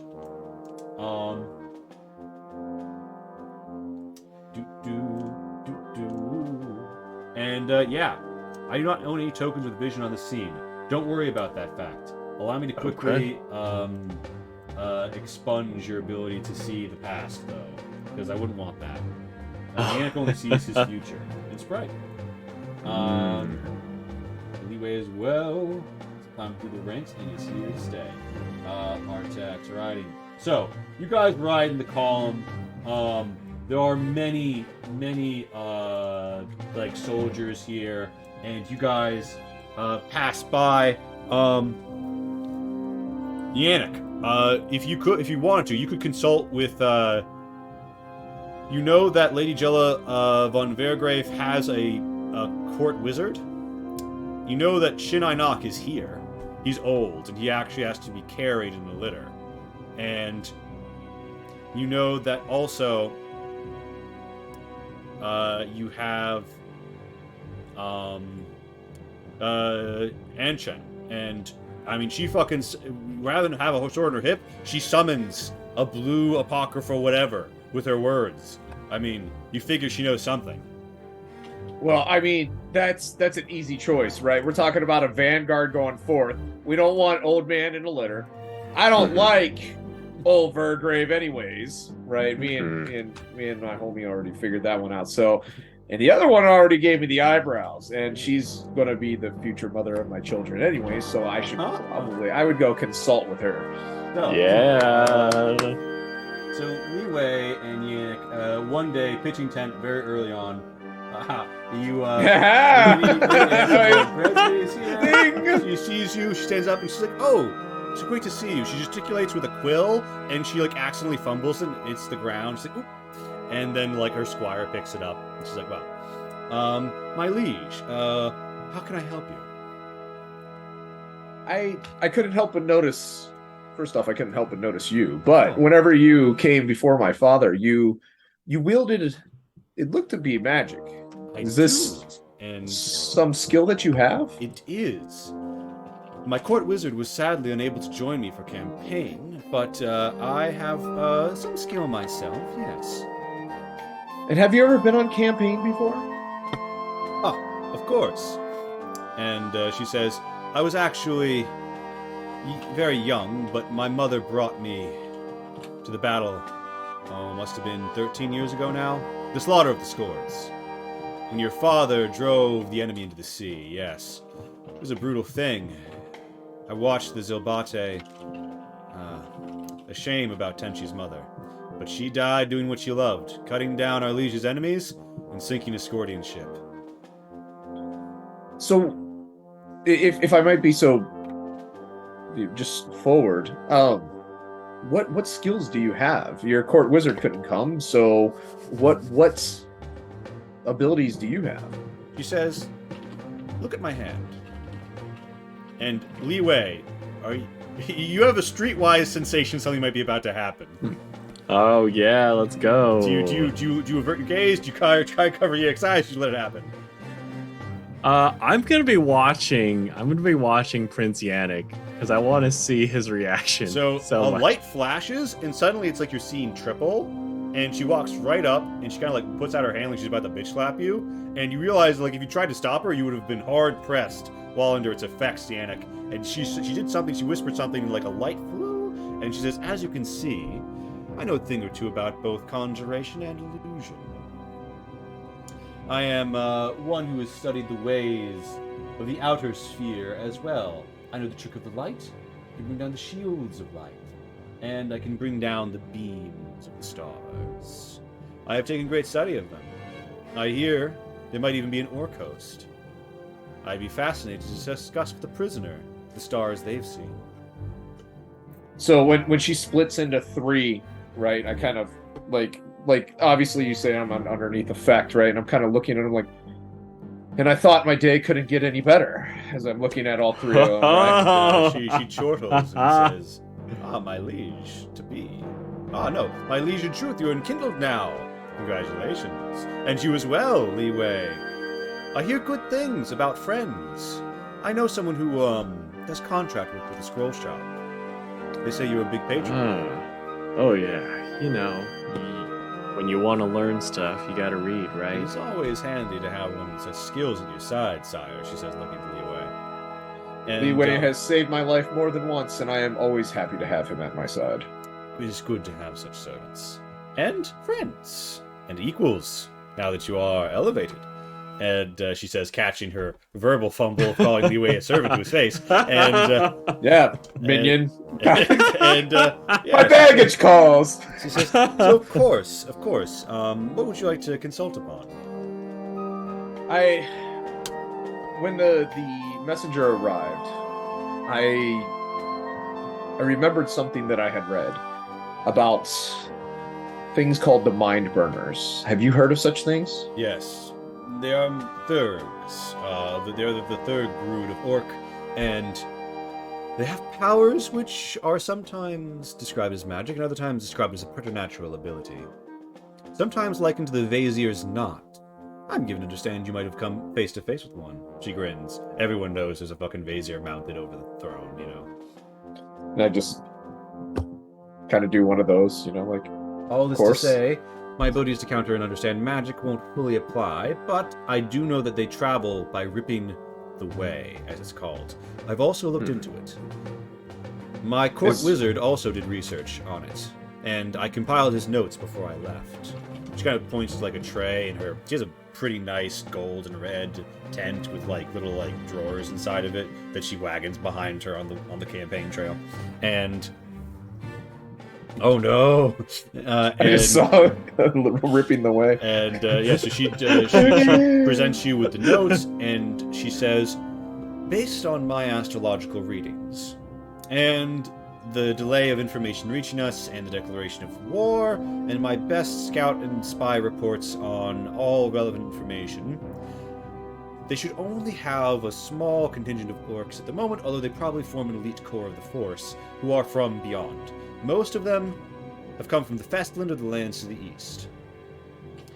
I believe that their contingent of mind burners might be seeking the most ideal point to rip the way. It's not always constant, but it seems likely that they're trying to reach a grand river. And she points to the river here, and she's based on our knowledge, our forces have them engaged in the field here. Our men are winning on the field, but then being beaten back by the grand castings directed by the presumptive leader of the Gold Pact, one they call Voidbender. He is of great power, and it will take many Imperial clerics to seal that in the field. But, so long as we manage to take them before they reach this point, I believe we can prevent a full Orc Host outbreak. I presume that is the Imperial strategy. Otherwise, they would be sending us to fortify Kokokoyama and other eastern reaches of the Empire. Instead, we're striking out of the border to engage their force in the field alongside our Batari and Dwarvish allies. It was my understanding that we were going to relieve forces on the Eastern Front. We are. The Eastern, the Kokoyamas and others are already in battle there. They sent word to the capital, and the capital called all forces. So we are going to relieve them, but they've had skirmishes. They've had battles, but nothing conclusive. Voidbender uses his tricks to close the fight, at least, if not in his favor, without suffering sufficient losses. And my lady, if you were to ever run into something of this power, where would you be able to do anything against it? She grimaces and she says, from what I have heard of Voidbender, our only hope is the grand casting of those who have come. The prelates have all been tapped. Shinai Nok isn't traveling halfway across the Festland for his health. You've seen him. He should be retired drinking plum wine right now. But together, their grand casting is enough to seal the greatest of his powers. If you do face him face to face, he might be able to cut you down, but you'll have a fighting chance. If I were to face him with nothing else, it wouldn't be a duel, it would be I'd vanish. If his power is half of what the reports say. We need the binding of the Imperial clerics and their grand casting. They'll achieve the high ground, and then keep him hosed down. I understand. Yeah. Well, Li Wei, did you have any questions? I'd say when you turn to go ask Li Wei has kind of made some distance because he kind of gets the vibe of it and wants to give them some privacy. Nice. Wingman Li Wei right here, buddy. Yeah. So I'd kind of be like a little bit startled that he's that far away, and I'd look back and I'd say, "Well, lady, it's been the utmost of pleasures to be in your presence. Of course. I'm hoping that perhaps underneath better circumstances we can speak once again. Perhaps indeed, and we'll have some weeks on the road, and you could flirt forever, but she pulls you talk, but the road advances. You leave your familiar hills. You pass through the deep wood in the south, and you don't encounter the druid, but you guys ride on, and the road turns from roughshod to cliffs, and you see you meet with the forces of the Golden Rose. Now, obviously, you're not great friends, but your father knows he doesn't try anything. He and Archer ride out and exchange a barb of words, but you're on some more decent roads from this point out, and you're headed down the coast. So real quick, this is I gotta interrupt for this. When we meet up with the Golden Rose, one of these nights, whenever everyone's in their own bit, I would sneak off to try to find his son again. You do. You find... And it would be a quick, there's no reason why the hate between our parents has to continue with us. Yeah. And it would just be a quick kind of like, Conrad. I'm not trying to snuggle up with him at that point. I'm not trying to spend a whole lot of time there. I am simply trying to... You get the message across, and you meet in a dark hillock, and you have a meeting arranged by trusted individuals, and he says, I agree. I hope that by fighting side by side in this battle, we will show all of our respective realms that the green and gold rose should stand together, emerald and gold, as one. And you have a positive. Conrad, Ontred and your dad still don't like each other. But Conrad and you, as he goes, he says, well, Yannick, perhaps when next we meet, I will count you as a friend. And then I kind of nod to him and give him a quick bow at the waist and says, until we meet again then. Yeah, you travel the coast. You make great progress. You travel the lands. And you come to the delta to the south of the city of Riyadh, and you see you meet with House Cho, and you meet with the Red Rose and many other soldiers. And you see aquamarine rose labeled crates are coming out. Sigrun says, bah, of course. You learn that the aquamarine rose isn't coming. They've sent supplies instead. The reason being they have the imperial rights to refuse this call on the basis that they defend the coasts against Scordian raiders. And if they were to withdraw the bulk of their forces, Vikings would just fuck up your rivers. Kenji Red and his many matchlock gunners, and Isamu Cho and his great club are having a conversation at intersection. He takes off his half Oni. He has a half mask that's an Oni. He looks and he says, the Emerald Boy. And Kenji says, indeed. He's got you also know Kenji he's the guy you saw at the Rosen meet. He's got guns all over him. He has pistols with golden metal and fine filigreed wood all up and down in a very nice jacket. And Yannick Li Wei, Isamu Cho, you see they're next to a road sign. There's a very faded butterfly on it. And he says, don't mind us, just two old men reminiscing. There are armies respectively nearby. You're gathering up in fields nearby. A butterfly? In the sky? No, literally, and here's the thing. You see, on his gear, you see a butterfly as well. Because Cho literally means butterfly in Kiho. And this man is, to clarify, 6'5" and has a big fuck off Tetsubo over his shoulder. He has one province. It's far to the west, north of the gold, south of you guys. This is very far from his land, but the stone marking is the same butterfly. Right. So that doesn't make any sense. Did they lay claim to territory here? Is this conquested area? You could ask him. You could roll history. You could do both. Big fuck off phrase of the night, indeed. I like to do my own brain pan so that I look like I'm smart. Hold on, let me try it. And Li Wei, of course, if you want to fill in for your lord. Yeah, absolutely. If you I don't wanna- really if you know a wanna- whole lot.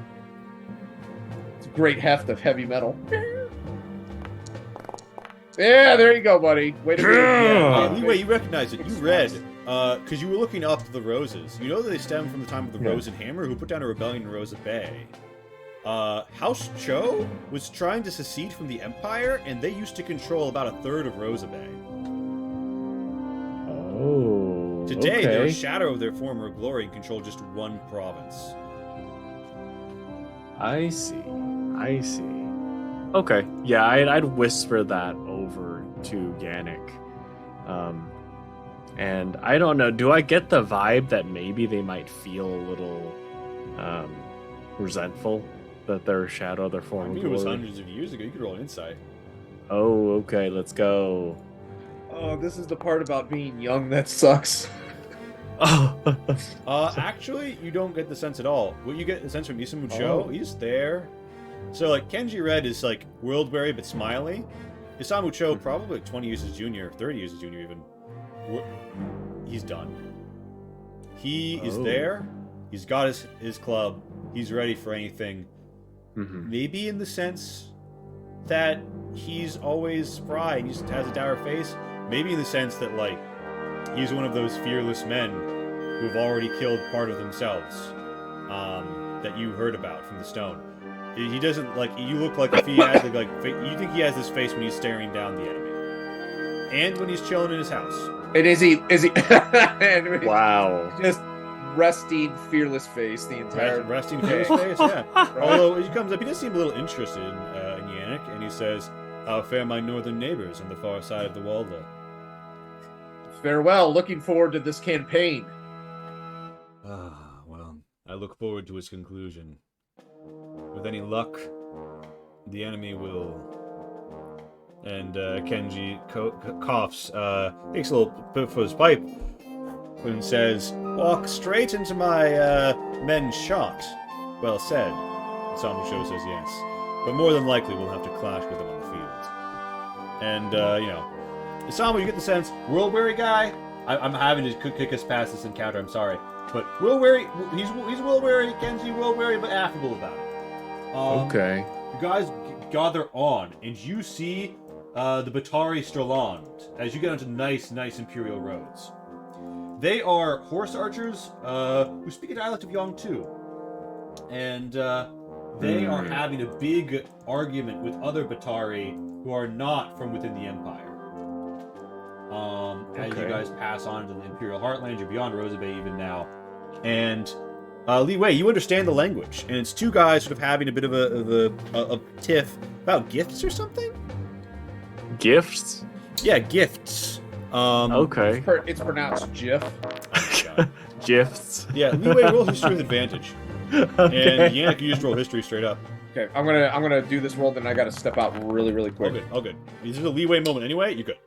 Okay, cool. I'm struggling Not with that my I'm just history this time. Not that I'm ignoring Leeway because he's an important man. Ooh, look at that. Yeah. So you whisper I something would as I you would read. pass anything off that Yeah. I learned Yeah. to Great. Leeway. I'll be So right Li back. Wei, here's what you learn. Yeah.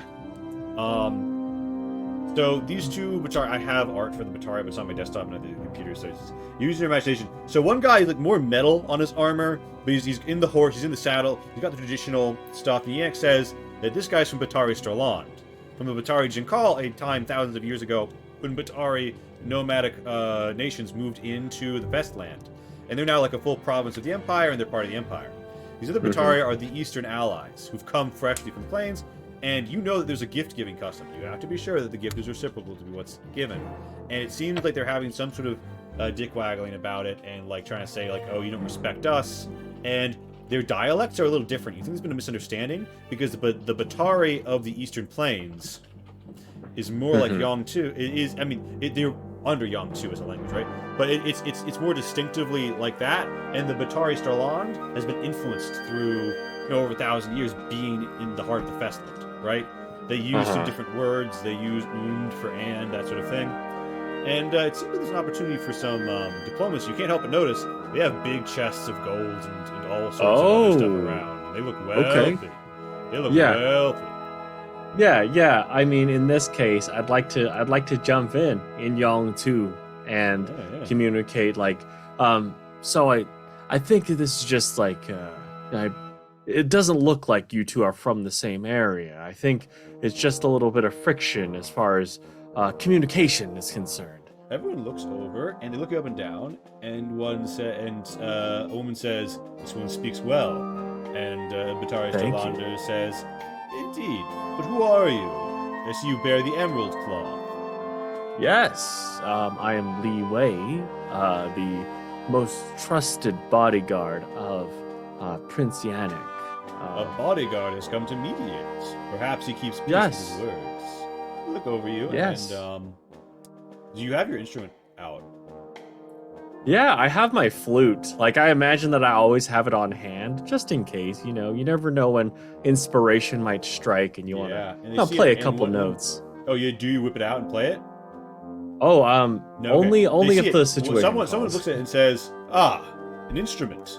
Do you play?" Of course Yes. he plays. Why else would he be carrying it? Of course. Yes, of course, of course. There's a tradition among my people.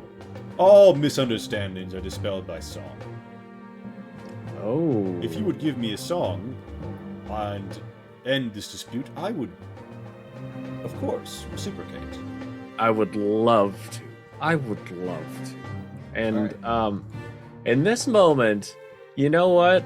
I would, just in case, because I feel like Li Wei's luck has not been the best. So I'm gonna toss myself a little bardic inspiration before I attempt this Yeah. performance, Good call. because I want to make sure I'm a representative of the prince. So I want to do my best here. And I'm glad I did. So that'll be 14 in total. Yeah, so you play very well. And Dangerous to Go Alone from Spider Queen Long. You feel Oh, the wind snap. weirdly pick up alongside your song. Let me an extra d6. Oh, sick. Thank you so much, Spider Queen Long. I appreciate you. Well, Li Wei, you put down a groovy tune on your flute. Mm-hmm. And he says, and like, you know, everything goes well. The Batari Starlanders, you know, except give more gifts, and the Eastern Batari come up to you. They say, "Come, a gift for a gift," and he whips out Giltbur and presents it to you. This is a short blade of Eastern style, and you know it's actually the same sort that Torslava had on his hip. And I put it into your inventory directly because I can't think of another way to put it in the chat. But it is like black with golden lining on the scabbard. It's an elegant blade, Wow. finely crafted, and it speaks of fortune when you hold it. Oh, Yeah, Judge goodness. Wolf, you don't speak Young too. You don't know what Li Wei said, but there were two camps of people, both groups of Horus archers, some from your place, some allies. Had a bit of a tiff. Li Wei comes up, says some stuff, whips out his flute, plays a groovy tune, and they're all good. And the dude whips out and hands them a very ornate-looking short sword. Wow, look at you. Like, Yeah. You know, sometimes you just settle a disagreement, and people are grateful. I was assuming, like, is this gift in return for settling this? Yeah, because or- because like the way a gift for a gift, your song was a gift. Oh, And so he's great. This is how highly he ranks your song. This Thank is his goodness. Yelp review. A gilded magical like blade is how he rates your Yelp. Is how he Yelp reviews your song. I will receive it very gratefully and bow, of course. And they remark upon the fineness of your manners, and you know, bid you to come and stop with them that night. And there is a ribald celebration. Ooh. You guys pass on and you reach the deep wood around the imperial capital of Auden. You guys are assembled alongside every other imperial forces that is of the center and west of the empire. You see Gazku with Falcata swords like your father, Yannick, and you see brilliant metal shields and javelins, and you see the many forces of the empire from all over. Some of them riding griffins, and one of them, particularly, landed a platform put down in a field riding a small, silvery, faint hue of purple worm of some sort, or wyvern. Smaller one, and lands, gets off. I was sitting here thinking about Shai Halud. When you said worm, I'm like, holy shit. No, not like a sandworm. He gets off. He's got very fine garb on. Everyone's just, it's the Emperor, and Siegfried's like, yeah, that's the Emperor.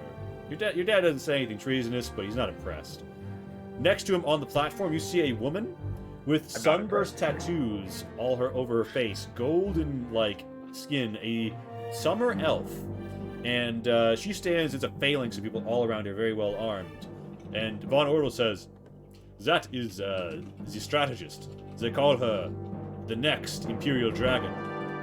She's closing in on 1,200. The Fae would do anything to kill her. And, so you see the strategist who is in charge of the campaign, the Emperor. The Emperor raises his hand and a magical elevation comes to his voice. And he says, all you assembled forces, we ride now to the east, where I am informed someone has decided to make war upon my empire. How unlucky for them. I see before me the hosts of Albard, ready for fire, blood, and plunder. We array ourselves now against the popularity of our foe. For you see, such is the greatness of their impression, they have arrived and sent not just the dwarves of the Eastern Vark, and not just the Batari of the Eastern Plains, but even from under the earth, winter elf allies from the Devuvion to our side. Such is the hatred against this so-called Gold Pact. We step now onto a field of silver and gold, then. And as you can see, he gesticulates to his Galena wyvern. We are ourselves silver. But it is time to remind him, who has thought of precious metal, that Galena is mostly lead. A great hue and cry goes up. He takes a cup, sips some sake or something out of it, crashes it on the ground with the ceramic, and offhandedly, foppishly says, and thus also onto our enemies' heads. Well then, war's waiting. And, that's the Emperor's whole speech. He climbs back onto the wyvern, flies up into the sky, and you hear as the Imperial wyverns shoot out silvery black plumes. That message right there in Twitch chat. We put that on your wall, Pat. That's a like father like daughter moment. Okay, we know what's coming.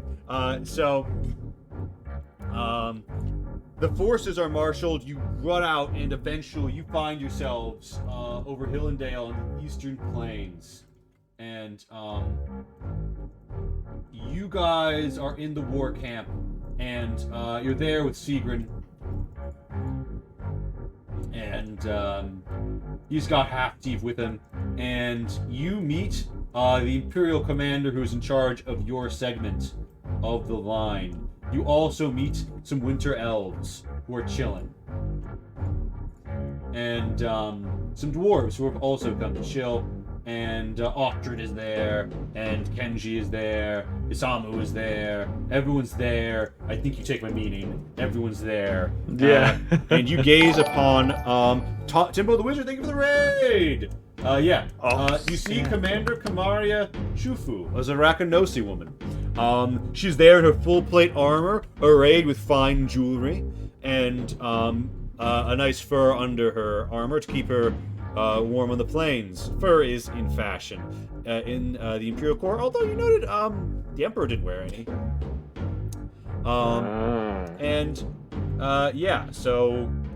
You have your allies, the Batari are here, the Winter Elves are here, the Dwarves, the nearby Vok are here, and you're fast behind your father, not really supposed to speak, but she points to the map and says, here, we will have the clerics warding against Voidbender on this hill, and so too the Dwarvish artillery. I will hold.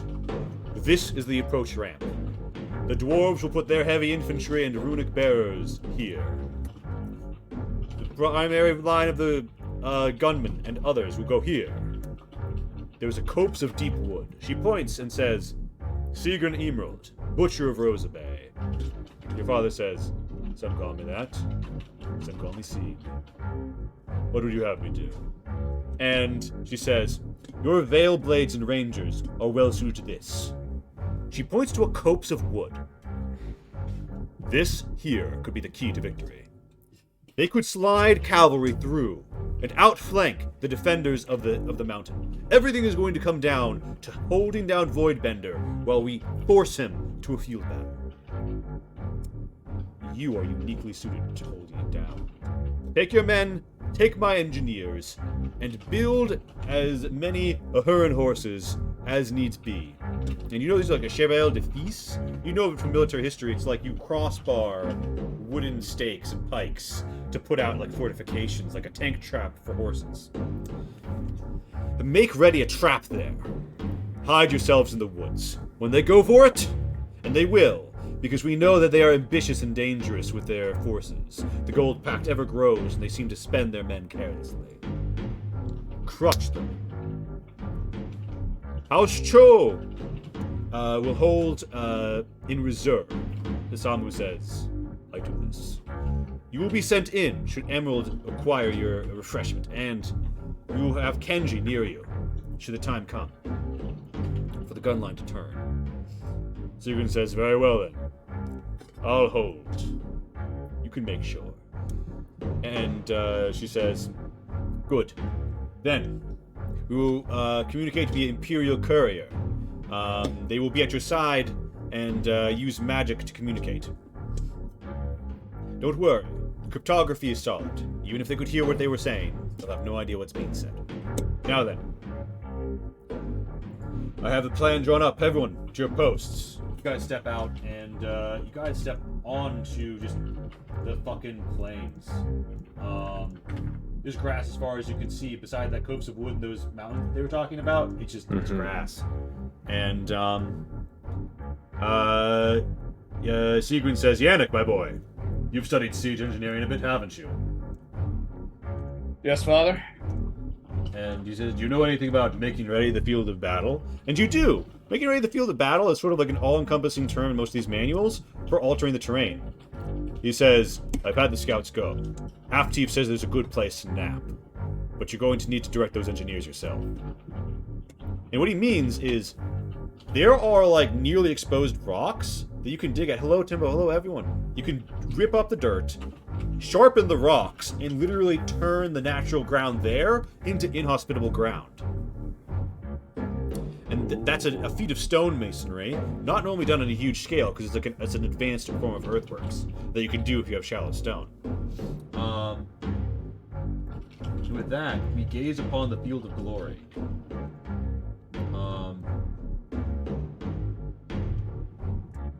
And with that, Lee remembers how to navigate to the field of glory. The field of silver and blood. Yes, so, Yannick. Yannick and Leeway. Here you are. Here you are. There should be light. And there shall be light. There we go. You also see, so this is like the air terrain immediately around you, right? It's like the 100 feet around you. But you guys also see the battlefield from the hill. You see that there's a down track of mud. You see the point that your allies are going to set up on, that they're going to hose down Voidbender from. And this is the copse of wood that you're hoping to control. Now, your father directs the men to produce Ahuran horses here and here. And he begins to pour in his units. Meanwhile, it is to you, Yannick, to organize the defenses. You think that you have enough time to do one, maybe two if you're lucky, naps. What that means is you see these rock terrains. If you roll decently, you can place one of them. If you roll really well, you can place 2. The plan is, we're expecting the enemy to try and flank forces to your north through these hills. And you want to catch them here and slaughter them. Wow. The elevation is marked, so this is a 10-foot, 20-foot. You're on a 30-foot hill up here, which is the spot your father chooses to command from. And the point that your arcane artillery will be hosing from is 110 feet up. This mud track near a dry riverbed is negative 10 feet. Okay. They leave it to your discretion, Yannick. Well, I mean, obviously, I'm going to grab as many people as I can and start building this stuff. You have peasants, you have Imperial engineers, and all they need is your direction. So, you're saying that they are going to funnel in from the west over here? Sorry, east. My bad. So your enemy is expecting to funnel in from the east. So this is like, this cone is more like you expect them to come out of like the east. Okay, so they're going to funnel in from the east. So the goal here would be to mitigate direction. So I'm not controlling forces. I am building things. Yeah. So the goal here is to block this off and funnel them into this area where we can make a kill box inside of here. Yeah, the plan is this is going to be the House Emerald kill box, and you're going to slaughter them. So the peasants, one of the big things I would be doing is are there any nearby water sources? Yes, there's a river to the west. Okay, so we need to funnel as much water into this area as we can to make this area inhospitable to horses, right? The minute that becomes sludge, that mud becomes thick, dirty, disgusting area, the horses aren't going to go through it. They're going to sink into it, and they could just get pelted by archers day and night. The other thing is going to be to end up trying to build these inhospitable terrain in this area. I'm sorry, I'm boxing. This area here, so that when they come forward, they hit that and it forces them. Actually, let me use a ruler. Now let me. So here, Yeah. to force them into that area. All right. So you want to place here? If possible. I want to build as many as I can. Yeah, and if you get a 20 or more, all right, give me your stonemason test. Leeway. The troops are getting a little shaken. Someone comes to you and says, Von Ortel says, the men, Leeway. Yeah. They are not. They're not certain. They hear these rumors from the soldiers who have already fought that the Voidbender does these terrible things. I think you should inspire them. You're a musician. Yeah. You're a great hero. You have risen from the ranks. Yeah. All right. I am an old campaigner, but I do not have your gift of the gab. No, don't shortchange yourself. I'm gonna put my hand on his shoulder. We will inspire them together. We'll see about that, but I have faith in you.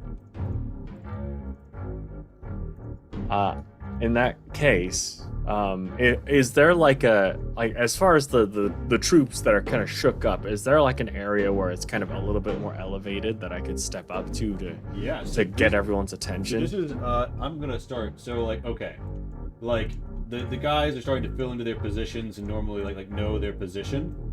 Mm-hmm. You've got archers in the woods, and you've got and at elevated positions, and you've got the cavalry in reserve to countercharge, and you've got some assaults up in the hills. Great. And if you from this command hill that you and Yannick are on, Yannick's probably down directing right now. But stonemason. My bad. Stonemason proficiency, strength. Strength, got it. Leeway. Yannick's down there directing people to build. Seagrin is commanding his forces. Excellent. Oh my god! On that Trony, I'll let you build 3. Literally, an Imperial engineer comes up to you and says, "Well, I understand that you're the son of a Herzog, but if you're ever looking for a new line of work, could really use you in Auden.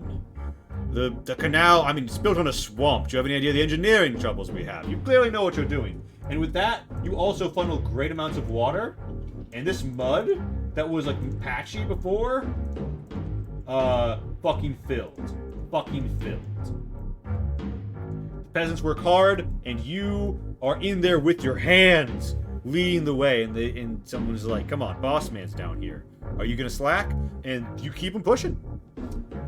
Li Wei, you see, like, steadily, his centipedal, like, it's like swarm of people is pushing out, building and building, stripping back grass, revealing harsh rock, funneling water, turning this wet, this old riverbed more and more wet again, getting it sludgy, getting it muddy. Oh my god. There's elves too. Li Wei, you're at the highest point. You see it all. You're there. You can feel the wind. Mm-hmm. Feel the wind. All right. So I'm gonna the one who had who called upon me. I'm gonna have him like as close as possible. Yeah. So Von Orzel, your yes. Yeah. So you good old Ike, your pal. Yes. Your great. mentor, your trainer.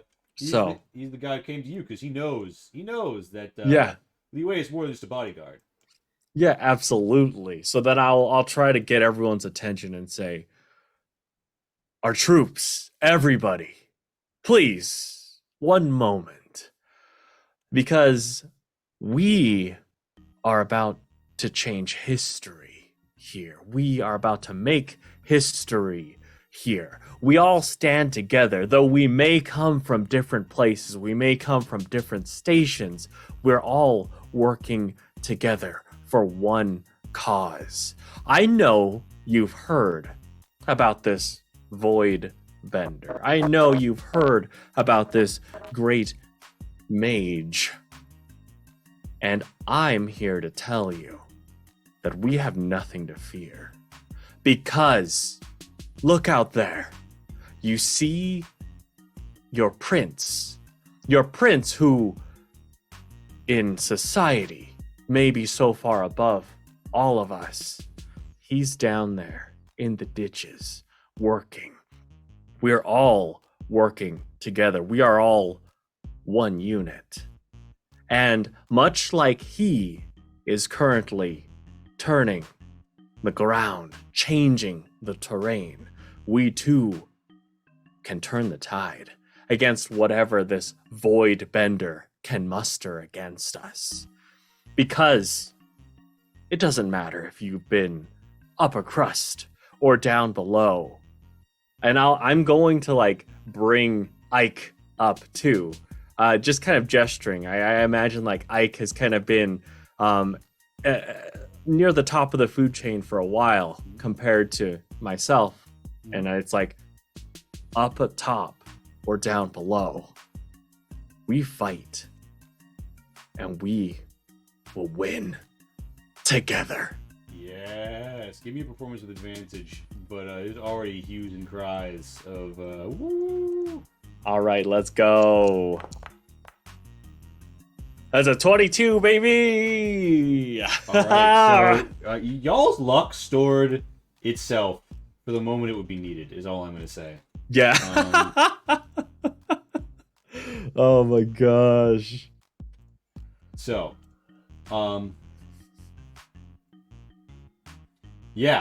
with that, there was a huge hue and cry. Roar! And Yannick, you get your job done, but just in time as you're informed that it's like some days pass, right? You're informed the enemy's on the move. They've been spotted, and it is now is the time. Everyone is making ready, and Half Teeth receives his orders. He is to harry the foe. He is to harry the foe and kite them in. And so Half Teeth won't be with the Fook Gang. Now the Fook Gang is the command unit of the of an Albardian force. Normally, you have Fook Gang on Fook Gang combat at some point in the battle, but these people don't have that cultural background, so you're going to kill each other like, you know, normally happens, which is to say, the commanders don't go have a duel.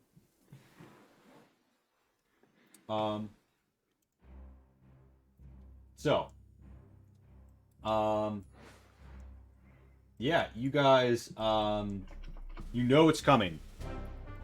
Your father clasps you on the shoulder and says, "This is it. You were born in a time of peace, Yannick. This time comes for everyone. I'm proud of you. what you've done. You took to the code like you knew it at the back of your hand. You got through the first room in half the time, and the rest was like nothing. At some point I was helping just to remember what it was like to try and struggle through, but you... He smiles a little, and he says something nearly treasonous, says, may just be best at games. And he says, now then, let's put all of these sorry bastards in a shallow grave. Have a good drink, and be back home in time for harvest. And everyone is like, oh! And, yeah. So, to clarify, you guys are presently, mounted, but you can dismount, if the terrain calls for it. And, Von Ordle is put out to, help, staff an assault unit. And... Control C, Control V is not working. That's a little troubling. Yes, copy. Copy. No, I want to. Okay. So, this is the world around you, but like, you know, this represents 100, vaguely 100, like the center of a 100-foot square on the battlefield. Wherever you are, this thing will represent. Okay. Okay.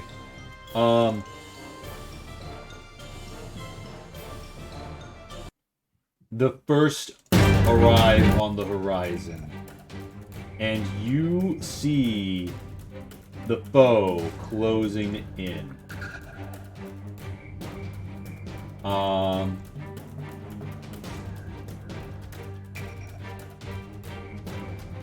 And you see heavy cavalry of all sorts. They have some archers, they have some Batari on their side, you have some Batari on your side, and Half-Teeth has his outriders. There is skirmishing, where you see them, and they take to the finer ground. We see them clash, where they meet head-on. Not too much damage is dealt, but when Half-Teeth managed to take one of them from behind while the other is exhausted, you note there's a force multiplier effect to this, and their morale is badly damaged. Other people up to the field.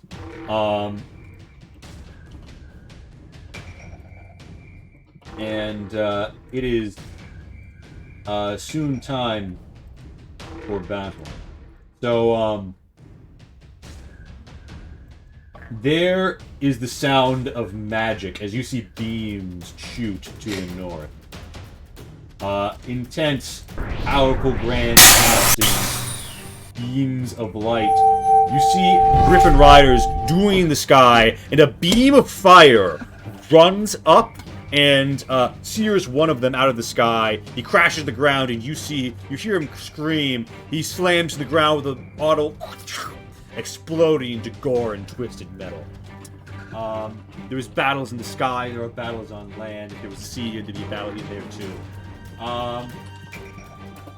You see, there's like these disturbances in the sky, but they keep breaking apart, and there's almost a whole chanting going on and swirling around. You search around for Steam for a new stream. Oh, thank you very much, Slappy Guns. Well, welcome room. And don't forget, GTA has Yannick and Lee Ways of Proud RPG fame. And yeah, so battle is met. Your Batari shoot their Batari. There's these crashings. They try to have an abortive cavalry charge at the dwarves. And as this is happening, how is this happening? I'm sorry, my copy paste is broken. Oh no! Gold cap. Maybe refresh. The thing is, this is the Foundry proper. This is the app. So I know. Sometimes I've had to shut it off and turn it back on. Yeah. The cavalry, it gets the Half-Teeth runs back, and the cavalry, the heavy cavalry rush in, and this is no small affair. The enemy are crossing the field as best they can. They're split here, and these guys wind up knocking off into the corridor. You see, looking right at you, like they're headed right for your hill almost, a powerful group And there is arrow fire, there are explosions, and occasionally you hear the woo, a fireball gets through.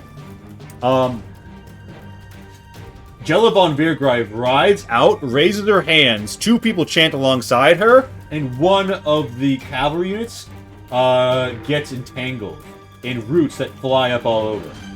These guys are rushing in. And more rush in, people filter in behind them, and then, as the cav are multiplying... Oh, it's working again. And you see what looks like a command unit coming in, hard and heavy. Of heavy lancers, you hear a cry. And they're getting picked at from their morale, but you hear a cry. And you recognize Renho Masaoki's voice. And as it builds, she leaps, rushes down, and a man staring dead at you like he's gonna cut this here and kill you himself. She leaps and hacks him off his fucking horse. Swings around, hacks her great sword through another. They are dehorsers. They have a D4 chance. They have a D4 roll under, 3 or under, chance of dehorsing this unit. They succeed. This cavalry is promoted to assault, but it's not supposed to be an assault. It's having a very bad time, and she deals double its damage. And Nice. she clashes, she takes losses, they take losses. Because she's a shock, her units are shock, they are like inside the same square. This trap is sprung, the enemy is getting hit at from all sides, and it's working. You see to the north, beam after beam of energy arcs in, slides under the defenses, and rams into the dwarves. But no matter how hard they're hit, no matter how many shafts fall, no matter how many of them die, shockwaves sending all of them really to defeat, they get back up. Even shot, they get back up. Their rune bearers chanting a yellow blue glow comes over them, and they get back up. And they are being pounded. Their morale is terribly low. But they're holding as far as they can. And that had dwarf heavy infantry. You don't think anyone else would have taken the battering they've taken.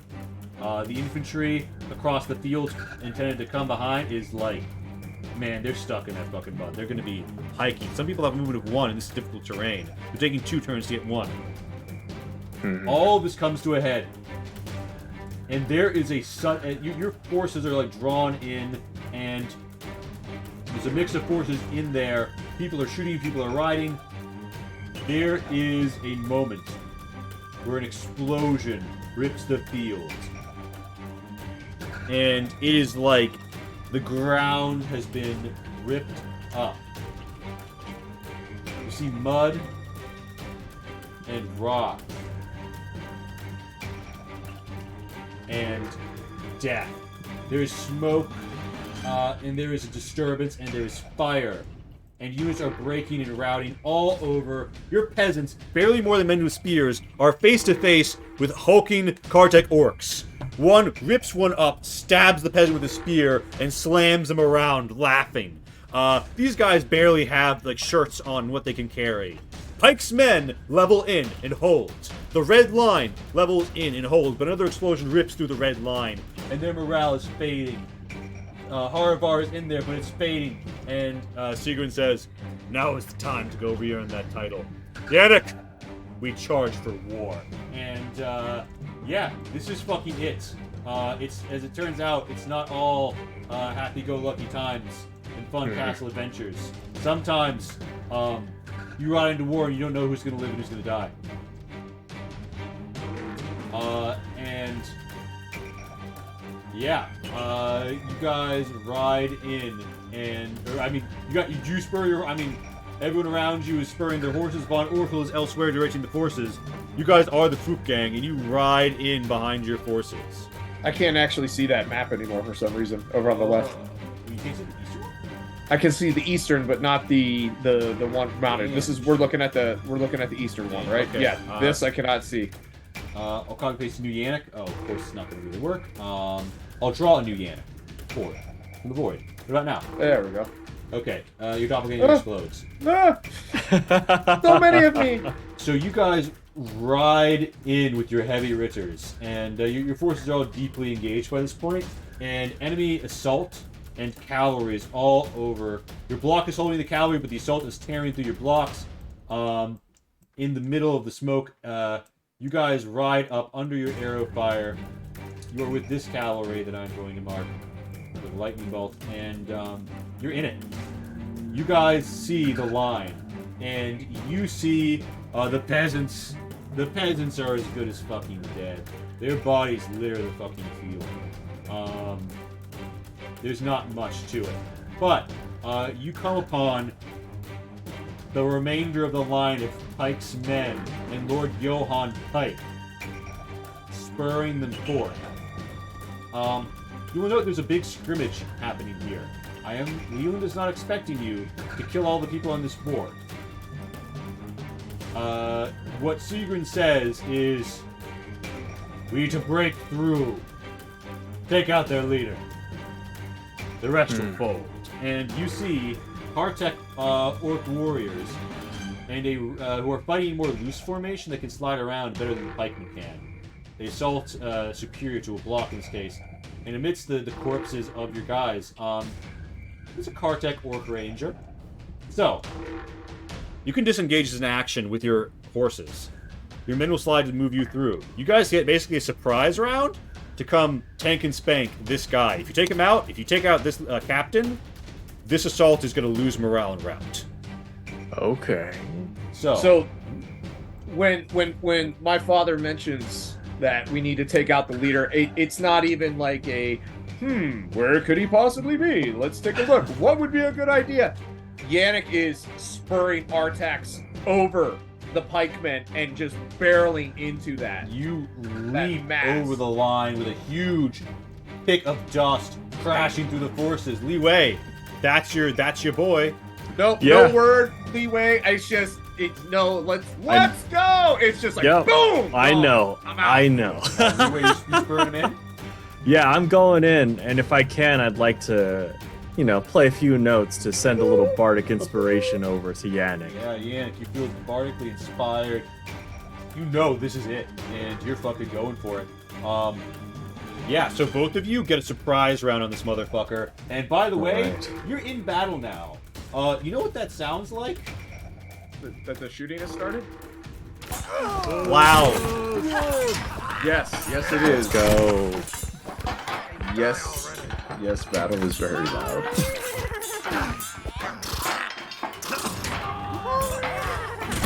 this is the beginning of battle. It rocks up. You guys have an assault round. You have advantage because you're together flanking. You guys can just rip in here with your attacks. And, of course, you can make an offhand attack if you'd like, anyway, with Guilt Burr in your other hand. Oh, As the bonus snap. action, yeah, if you want. Okay.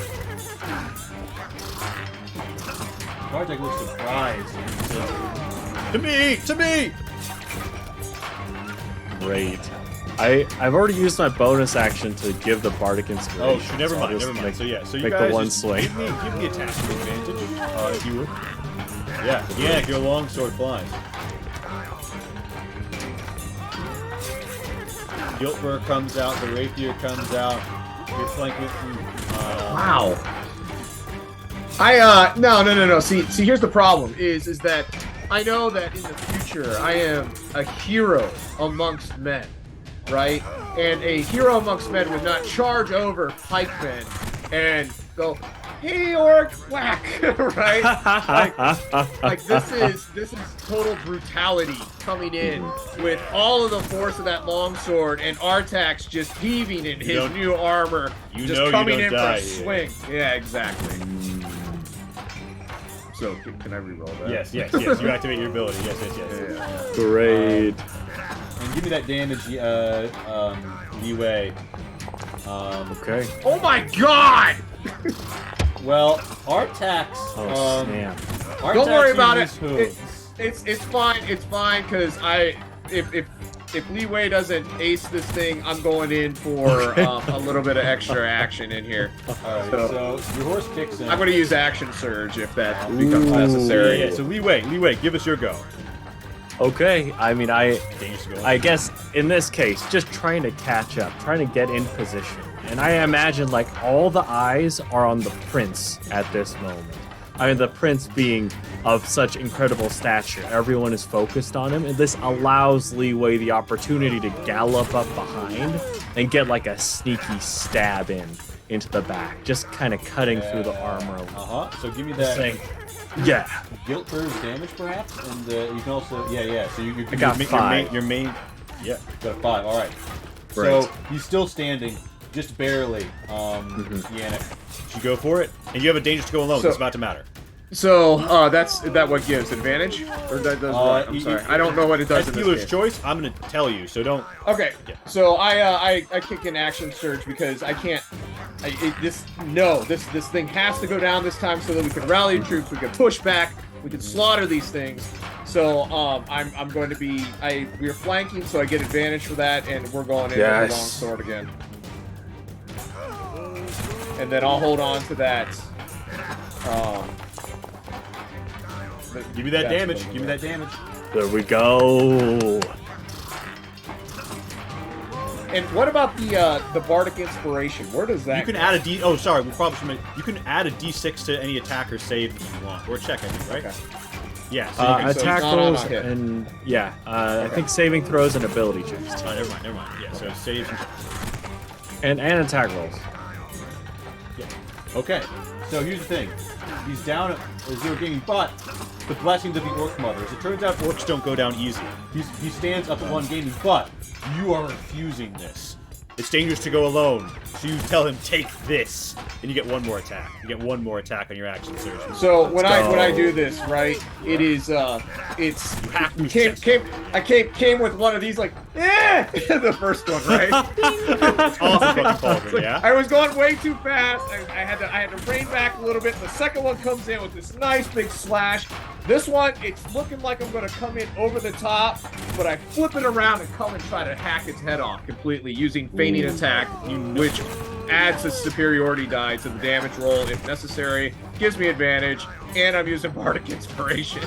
Yes. You knock his helmet off, and he hits the ground, ringing. It looks like he's basically down for the count. And, Oh no, no. It doesn't matter if he looks like I'm hopping off the horse and jamming through his. Give me that yes. plunging attack. Give me that attack with advantage. Jumping off of there and just cutting through fucking and give it to pulling his head off. Crack that metal. So advantage. Hell With, yeah. What's the Bardic Inspiration? 1d4. D6. D6. Man, that in there too. I'm using it all. Yeah, any Nice. damage will kill him because he's got 1 HP. You finish him. Oh, okay. Okay. Cracking organs and ribs. You see the light fade between his eyes. And, it's terrible. You see a man with his, arm ripped off, still grabbing at it. You see Han Von Ham, the trumpeter, who called the charge, grabbing at his throat. He's clearly been shot. And you see, consider, there's more forces, and something happening in the back, and someone has just killed somebody else within the Gold Pack's forces. Chaos reigns. You don't know what's happening. But Sigrun calls the charge and brings you all even further forward. And then, something terrible happens. A black void rips open in the sky. And you see, for just a second, the void bend. And in that moment, you are all blown from your horses. Ooh. The enemy and the allies fade, and there is a clattering of battle. There's a great din. Yannick and Li Wei, you wake up next to each other. Both of you give me con saves. All right.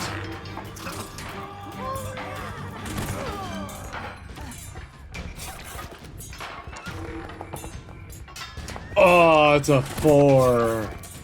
Ugh. Ugh. Okay.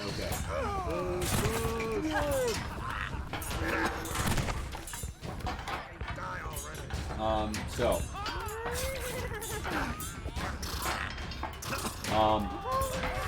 There's a scattering of forces still up, but you're both shell-shocked. As you watch, the forces all clatter against each other. And you witness something. There is a Kartek who stands above the rest. An albino with a huge halberd. He comes and he faces your father, and your father swings Torovetso. And as the shoe is about to break, your father says, "Stand tall!" And the morale regenerates all units around. And he makes his swings, he attacks, he cuts into his foe. His two-handed Falcata swing. Oh no! He has a hit. Oh, And God. his enemy raises that halberd, brings down a smite.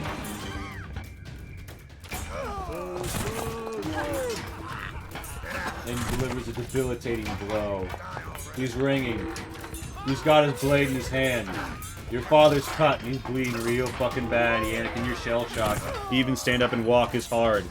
Li Wei takes longer to get up than you, but you are back on your feet. Artax, you don't know, maybe in the distance. In a battle fading just a bit as you see your father fighting this man, this great foe of his, and it's not looking hot. It's not looking hot. The Kartek are crashing in all around, and you're still shell shocked. You see around you, hundreds are dead. Trees ripped up, the ground sundered once more.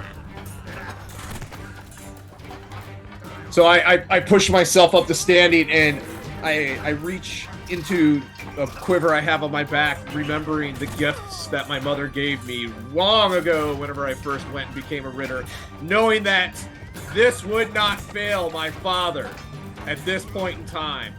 And I launch one of these javelins into this great beast as I yell, "Father!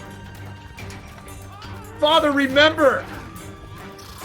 Remember that we have fear, and that in order to have courage, you must have fear. You must stand and face it." And I use my rally to try and give him some hit points back. Yeah. All right, yeah. So you, yeah, give me that javelin toss. Javelins. Here we go. Attack. Oh, good. Come on. Oh no! Oh my You toss it over the gosh! guy's head. He doesn't even give a shit, and he brings it down, and he says, "Yes, my son." All right, and the halberd slides under the Falcata in that moment as he leans back, and the halberd slides through your dad's guts. Blood spurts. shoot. He brings it back up, and it crashes down into your dad's collarbone. Your dad cuts his enemy one last time, sees you, turns, feels it crash, and juts his hands. And Torovetso flies, spinning right at your open hands. Give me an athletics to catch it. Oh god. Well, I mean, could it get any worse than this? Probably. Oh my gosh! Janet, What? Torovetso backs you in the face. Don't worry, you can pick it up on your turn. But Torovetso is now in your possession, if you will note. It's a two-handed greatsword. Use it as you will. Your dad, Jesus let's just Christ. say, he's having a bad day, health-wise. But here's the thing: you rallied him with an extra health. It seems like he's gonna get like a death battle. But bad way. In Li Wei, you're seeing, like, oh fuck. Papa's down. This is not a hero. You see Yannick's also flustered, and you're Yeah. thinking, if only one emerald gets out, which one? Right. And Okay. you don't know any of this yet, but Yannick and Li Wei, it is your turns, and I'm rolling initiative, and we are having this fucking fight. This man just struck down your father. Your father has thrown you his sword, Yannick. Oh man. Where am I at on initiative tracker? Last? Yep, figures. That's cool. Oh my gosh! Is that a? That's a dad. Oh, So, he points at you. Hey, Lee, you can go ahead and turn off the fucking one cheating on Yannick now, because, I mean, it's getting a little ridiculous, buddy. I know there's mods, but knock it off. He readies himself for a brutal hit. He gets himself ready. He hypes it up. And he screams at the top of his lungs. He swings for you. He hits the halberd dead on. Shoot. Delivery. 13 damage. Oh my And then make a gosh. con save against brutal hit. 13 damage on. Ooh, Constitution. The dangers to There go you go. alone are flying. And Yeah.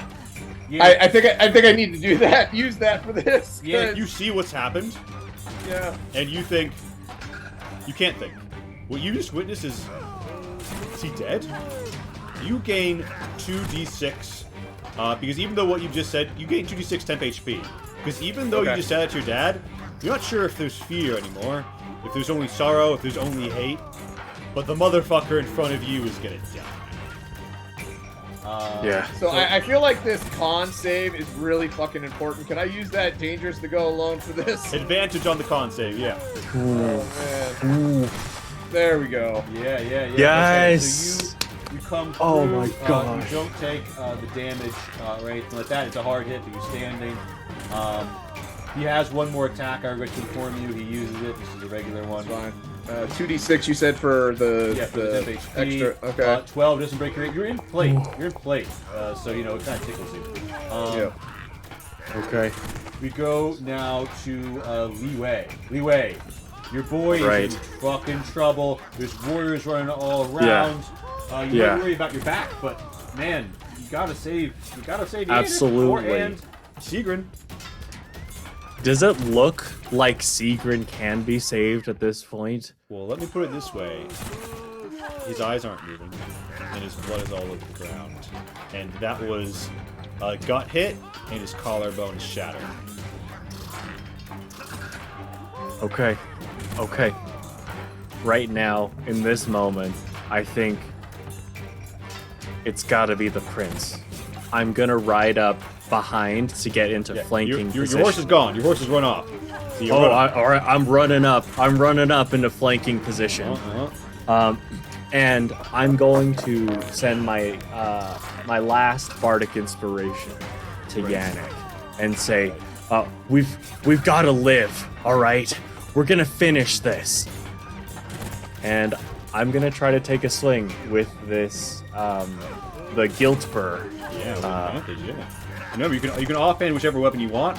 So if you want to. Oh, I've used my bonus to give the bardic Never mind. inspiration. I keep so- telling you to do things you can't do. I'm such a bad DM. My apologies. You know what? Dangerous to go alone to both of you. You actually can. Go ahead. Oh, fuck it. You snap. get dangerous to go alone. You come. You double Okay. stab from behind. Okay, here we go. The first one is a 21 to hit. Give me the damage. That's a fucking hit. Let's go. 4 points of damage. Guiltburr finds his side. Blood comes flowing. All right. Here's the other weapon. That'll be dirty 20 to hit. Give me that damage. Okay, let's go. 4. Another 4. Yeah. Right. You see your enemy before you. You're stunned. Your father lies dying or already dead, and you feel some of that fearlessness within you, or perhaps it's courage because you know how terrifying this is, and you choose to fight anyway, and you face it. So, I just basically caused my father to get taken out, right? You would think at this point in time there would be rage, there would be sorrow, there would be something like that. There's not. There's only concentration. There is this strive for glory and the courage that comes up behind it. There is this idea that I have to honor my father, that I have to stand and be ready to do this, and I have the loyalty of Li Wei with me. Yes. It's time to finally show a little bit of perfection here, and I reach down, and the first thing I do is I throw my longsword in this thing's face as I kick up that double-handed sword to grab it, use my fate attack, and try to swing that thing You straight grasp through it. Bull's Kiss, a marriage gift from your mother's family to your father in your hands. Its blue magical glow no! You wing your blades around, and oh my god, motherfucker. Did you get that bardic inspiration in there? I want that too. Yes. If I- Yeah, okay. yeah, you roll a d6. 1d6. No, where I'm fucking Yup. everything. Yes. Yeah. And that also adds a superiority die to damage. Oh, yeah. hell So yeah. your blade, rips through him, right? It swishes. There's a skirt of blood. He looks down, and you think that he's just realized, oh shit, this fucking punk could kill me. As Emerald rises. Ooh. Yeah. So give me what's that damage total? Let's find out. So it's going to be damage. This is going to see here. Where was it? Superiority dies. I think for me right now are d8s. Yeah. If I remember right. I got Nice. Yeah, it's a d8. So I one can follow d8. it if you want, right? With the damage I got it. I got it. Holy shit. Okay, that would kill him if not for the fact that he activates his blessing of the orc weather activates as well. He's an orc. He's barely standing there. Your blade has cut him. He's doubled over. His guts are out of him. Even if he survives this, he'd expire. He tries to call upon the holy powers within him and give one last brutal assault. But yeah, you have another dangerous to go alone, and I'm going to call this one more attack. One more Yes. attack. I was about to rip post day too if I Let's needed go. Yeah. to. So he's kind of kneels down and he kind of pushes himself up and he's getting ready to attack. And I'm like, not today. He's trying to bring the howler back Whoosh! up. Switch both.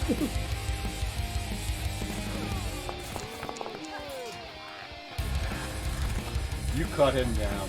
Yeah. Yannick, your forces are embattled. You cut down your foe, and you see there's a fresh wave of cavalry. They're rushing in. Oh my god. They've gone all in. They're assaulting you with the heaviest shit they have. There's horse archers everywhere. Oh my god. Your forces are routed. You're barely holding the middle of the line. You're fucked. You're fucked. And then, you see something red over the hill. And you hear a sweet, sweet fucking sound. As the gun line fires and kneels. And the gun line fires and kneels. And the gun line fires and kneels. And the gun line empties red fucking powder from Rosa Bay into the enemy. Shot off their mounts, mounts crashing everywhere. The enemy ahead of you is scattered, magic explodes, a beam descends from the light orc through the battlefield. There is chaos. The center is lost. The dwarves are battered, but have managed to hold that hill. The chanting becomes even more powerful as runes of the divine tongue glow hot in the sky. White light descends. Chaos reigns. And you see the Samu Cho rush in and clatter through. A Kartek tries to walk over your father's corpse, and rushing in, you see Guterweru step up and pitch him like a fucking golf ball over the goddamn hill. Your lords descend. A fireball is about to reach through you.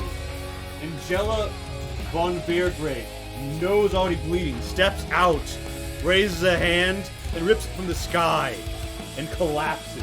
Her ritters and rangers running to her side to support her. Your forces are holding, and you see Kenji Red descend to join up with you. An old man, he whips out one of his pistols, shoots the head clean through the fucking skull of a Kartek warrior who tries to flank him.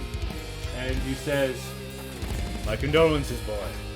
And Isamu Cho comes up as well. His force is here to relieve you as assaults pour into the hills. All around you, allies pouring in, the battle turning. You see an explosion has struck the enemy camp. And you are next to your father's corpse. Hefting my father over my shoulder and getting like the minute I go running. So while as soon as that one orc gets yeeted, right, I am I kind of point for Lee Wei to just get out of the danger area, and I run up and grab Father and throw him over my shoulder. Whether or not he can be, healed, I don't know if he's dead, but I'm going to at least take the corpse home to my mother for a proper burial, and to be given to the spiritual nodes that are, basically our communication and our like a major source of our power. He's not going to be staying here. And then the two-handed sword in hand, I'm running out of here. Alright, so Artex comes out, and your forces are starting to pull back, and a giant lizard comes out. More allied forces are arriving.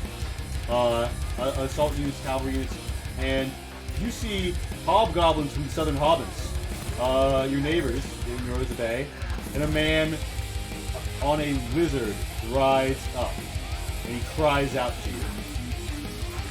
And he says, "Wait! That man isn't gonna get any less dead. You, Yer Yannick Emote, and that Seagrin, the Butcher. You're gonna live the rest of your life knowing what you did this day." He points over and says, "The enemy's defenses are broken. Their camp burns. Voidbender is defenseless. But our cavalry isn't ready to rally. Come with me and take the man who ordered that to happen to your father and gut him like a fucking pig, so you can tell your children what happened to the man who got your grandfather killed." Kenji looks to you, Isamo looks to you, and you can tell this moment, they look, and they will go wherever you do. And so I would task somebody, I would be like, my father goes home. Gunther, and then I would side, 8-foot tall, huge man, reaches out, one arm cradles him, and Gunther says, "My liege, I will level everything in my path to bring him to burial." And Gunther withdraws, leaving his heavy ritters in place with your father's corpse. Artax is back at your side. One of your ritters grab onto the saddle horn, kick my legs up, and I hold the sword up into the sky, and I say, "We go to seek glory! We go to show our courage, to have our honor, to know the loyalty amongst ourselves and to each other, to pursue perfection and end this war! Yeah, you fucking Prepare to die well!" The cry goes up. Masaoki tries to join you, but her leg gives out. You see bone poking through multiple places. They rush her to the healers. Everyone, who can comes up to join you, but the lord of yours who's best suited is Tenshi Zobate, who brings his warhorse beside you and rides into the enemy camp. Kenji on his horse, Isamu on his. You all ride into the enemy line. You crash across the field, the thunder of the hooves beneath you, and you arrive in the destroyed wreckage of the camp. You see what looks like the enemy command center going up in some sort of weird black flame, and people are screaming out in every sort of tongue. You catch some young too, Li Wei. They're screaming, "Our leader is dead! Leave! Leave! Abandon this gold pact! There is treachery!" And you arrive at the ruined gold camp. There's flame, there's chaos, there's war, there's strange glyphs, and there is Lee configuring the lights to appear properly. And you see a figure floating, trying to float here, who's forced to the ground suddenly. He looks up at you, and you are attacked by a wave of thurgs. Mind burners run up. Tenshi says, "My liege, leave them to me." Leaps out of his saddle and swings Cloud Reaper. Each of his 4 attacks that he makes allow him to fly a further 5 feet, striding through the enemy, cutting them down, and wiping you a path. Angel dust flying behind him. Isamu Cho runs up and clobbers the hobgoblin tentative camp, trying to rally some forces, pulping his head. Kenji Red throws out his pistol, firing 8 of them in hard sequence, gunning down enemies trying to raise up bows to fight you. And Yannick, it's you, Clay, and Li Wei, and you see Void Bender. He rips out a hand. It cuts a wave that should cut you in half, but in a moment, you stare it down fearlessly and, perhaps with fear but courage in your heart, it disappears. A holy white light dissipating this purple-black eminence. He lets out a howling curse! Something is bound the grace of his magic, and you hear the chanting on the hill, coming hotter and heavier after that. Now, Void Bender faces you. Alright. All fucking right. All fucking right. Let's fucking go. Yes. I'm tossing those dice. I'm tossing those fucking dice. And, All right. Sorry, Li Wei, I failed to get you on the tracker, but you're on. You're on, Li Wei. Okay, so Yannick, you're riding up. You're riding up Great. on good Artax. For reference, oh fuck, is Artax a little silly right now? Artax, don't get the sadness. Artax can't go over the flaming rubble unless you really do a good job spurring him. Yeah. But yeah, so Li Wei, you're here. Your horse has 60 feet of movement and can disengage in its action. There's an advantage to both. Your horse is doing great hopping today. Great. You're here. You're here at this mighty scene. Can I slide in behind? I mean, I feel like yeah. this strategy's worked for the two of us so far. All right, so you want to strike the flanking pose? Yeah, I want to slide in behind as like a distraction as I take a couple swings here.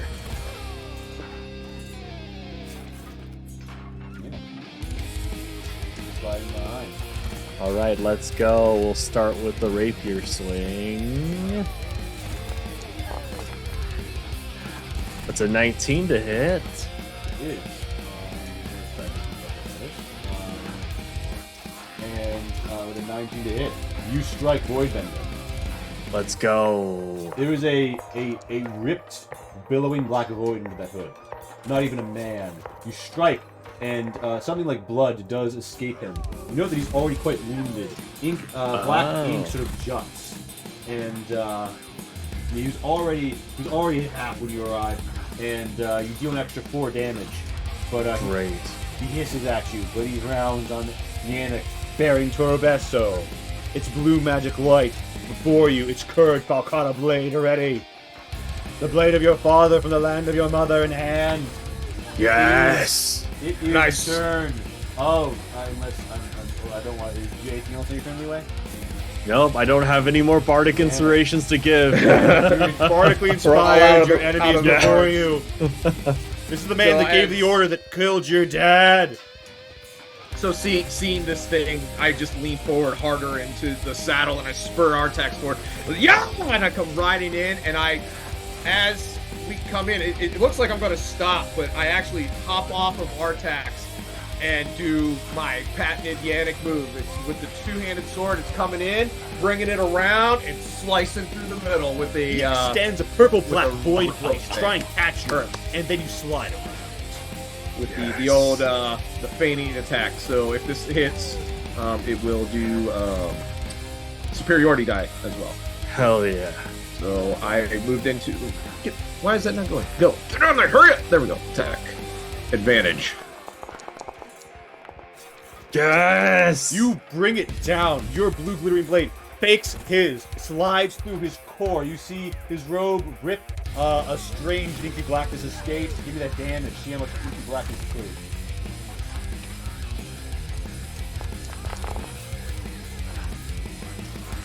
Alright, you deliver 21 fucking slashing damage. Oh my You almost rip him gosh. in goddamn half.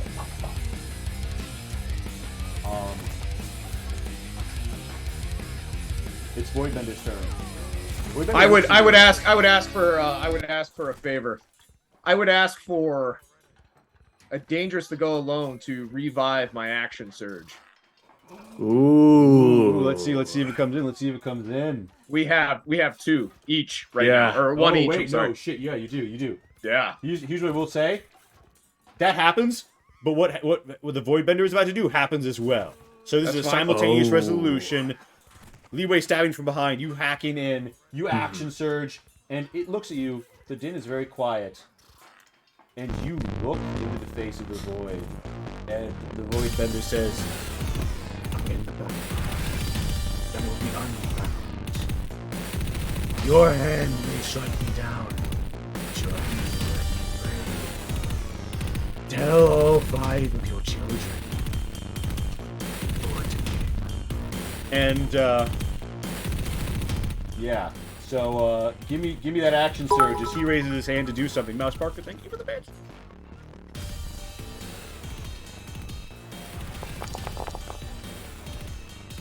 Yes, the You- natural So, 20. like, Voidbender raises up his hand. You cough. The head goes off. The head goes off of Voidbender. So as that happens, no matter what happens here, as that sword goes through and he says, about my 5 children, I have the blade in both hands and I just look down on him in a very Conan pose and say, they'll be ready for you. Yeah. The head is off. The body goes flying. The body sort of like in this weird essence that's sort of shimmering in front of you, and the gravity wave goes off. Both you and Leeway make your strength saves as Flay comes in to hack at the bot. Says, "Don't trust that it's dead. Destroy the body." And is just like he's got his own sword in hand. He's running for it. Leeway, whee! Leeway goes fucking flying. Ugh. Yannick, don't panic. Basil's on the way. And The music's a little loudly. I've turned it down a few times since then. I hope Gotcha. let me know if it's good and not bad. You fucking strike down Voidbender. And Voidbender sort of like swivels, and a black hole opens in the sky, and the inky essence destroyed. It flies up in.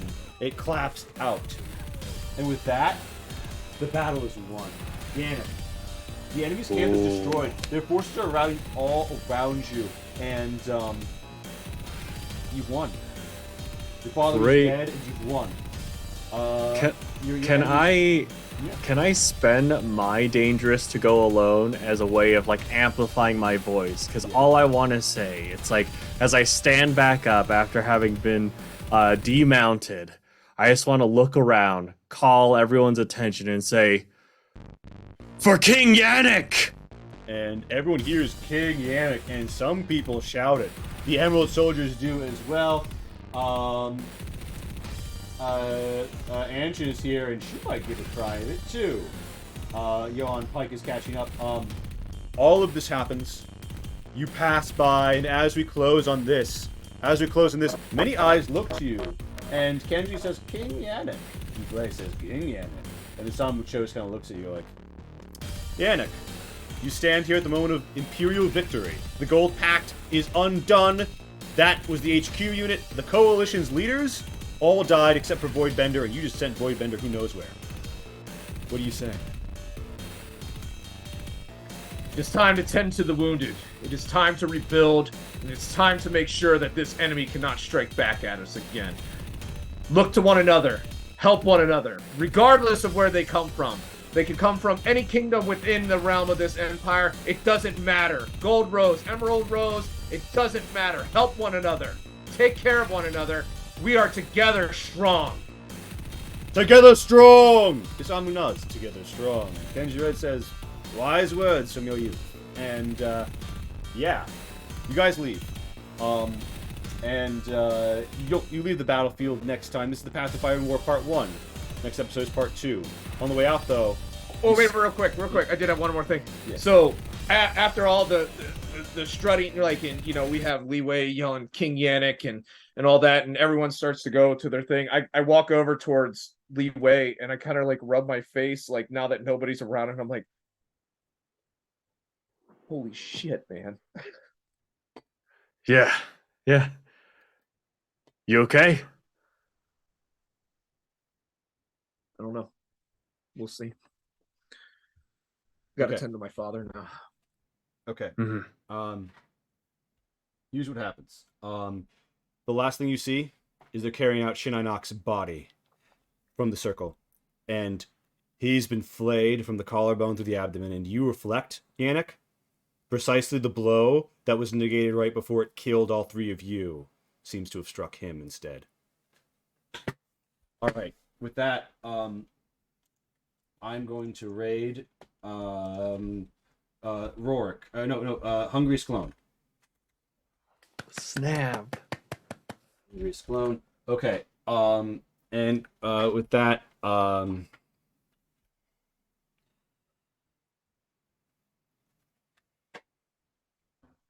I hope I give the children lots of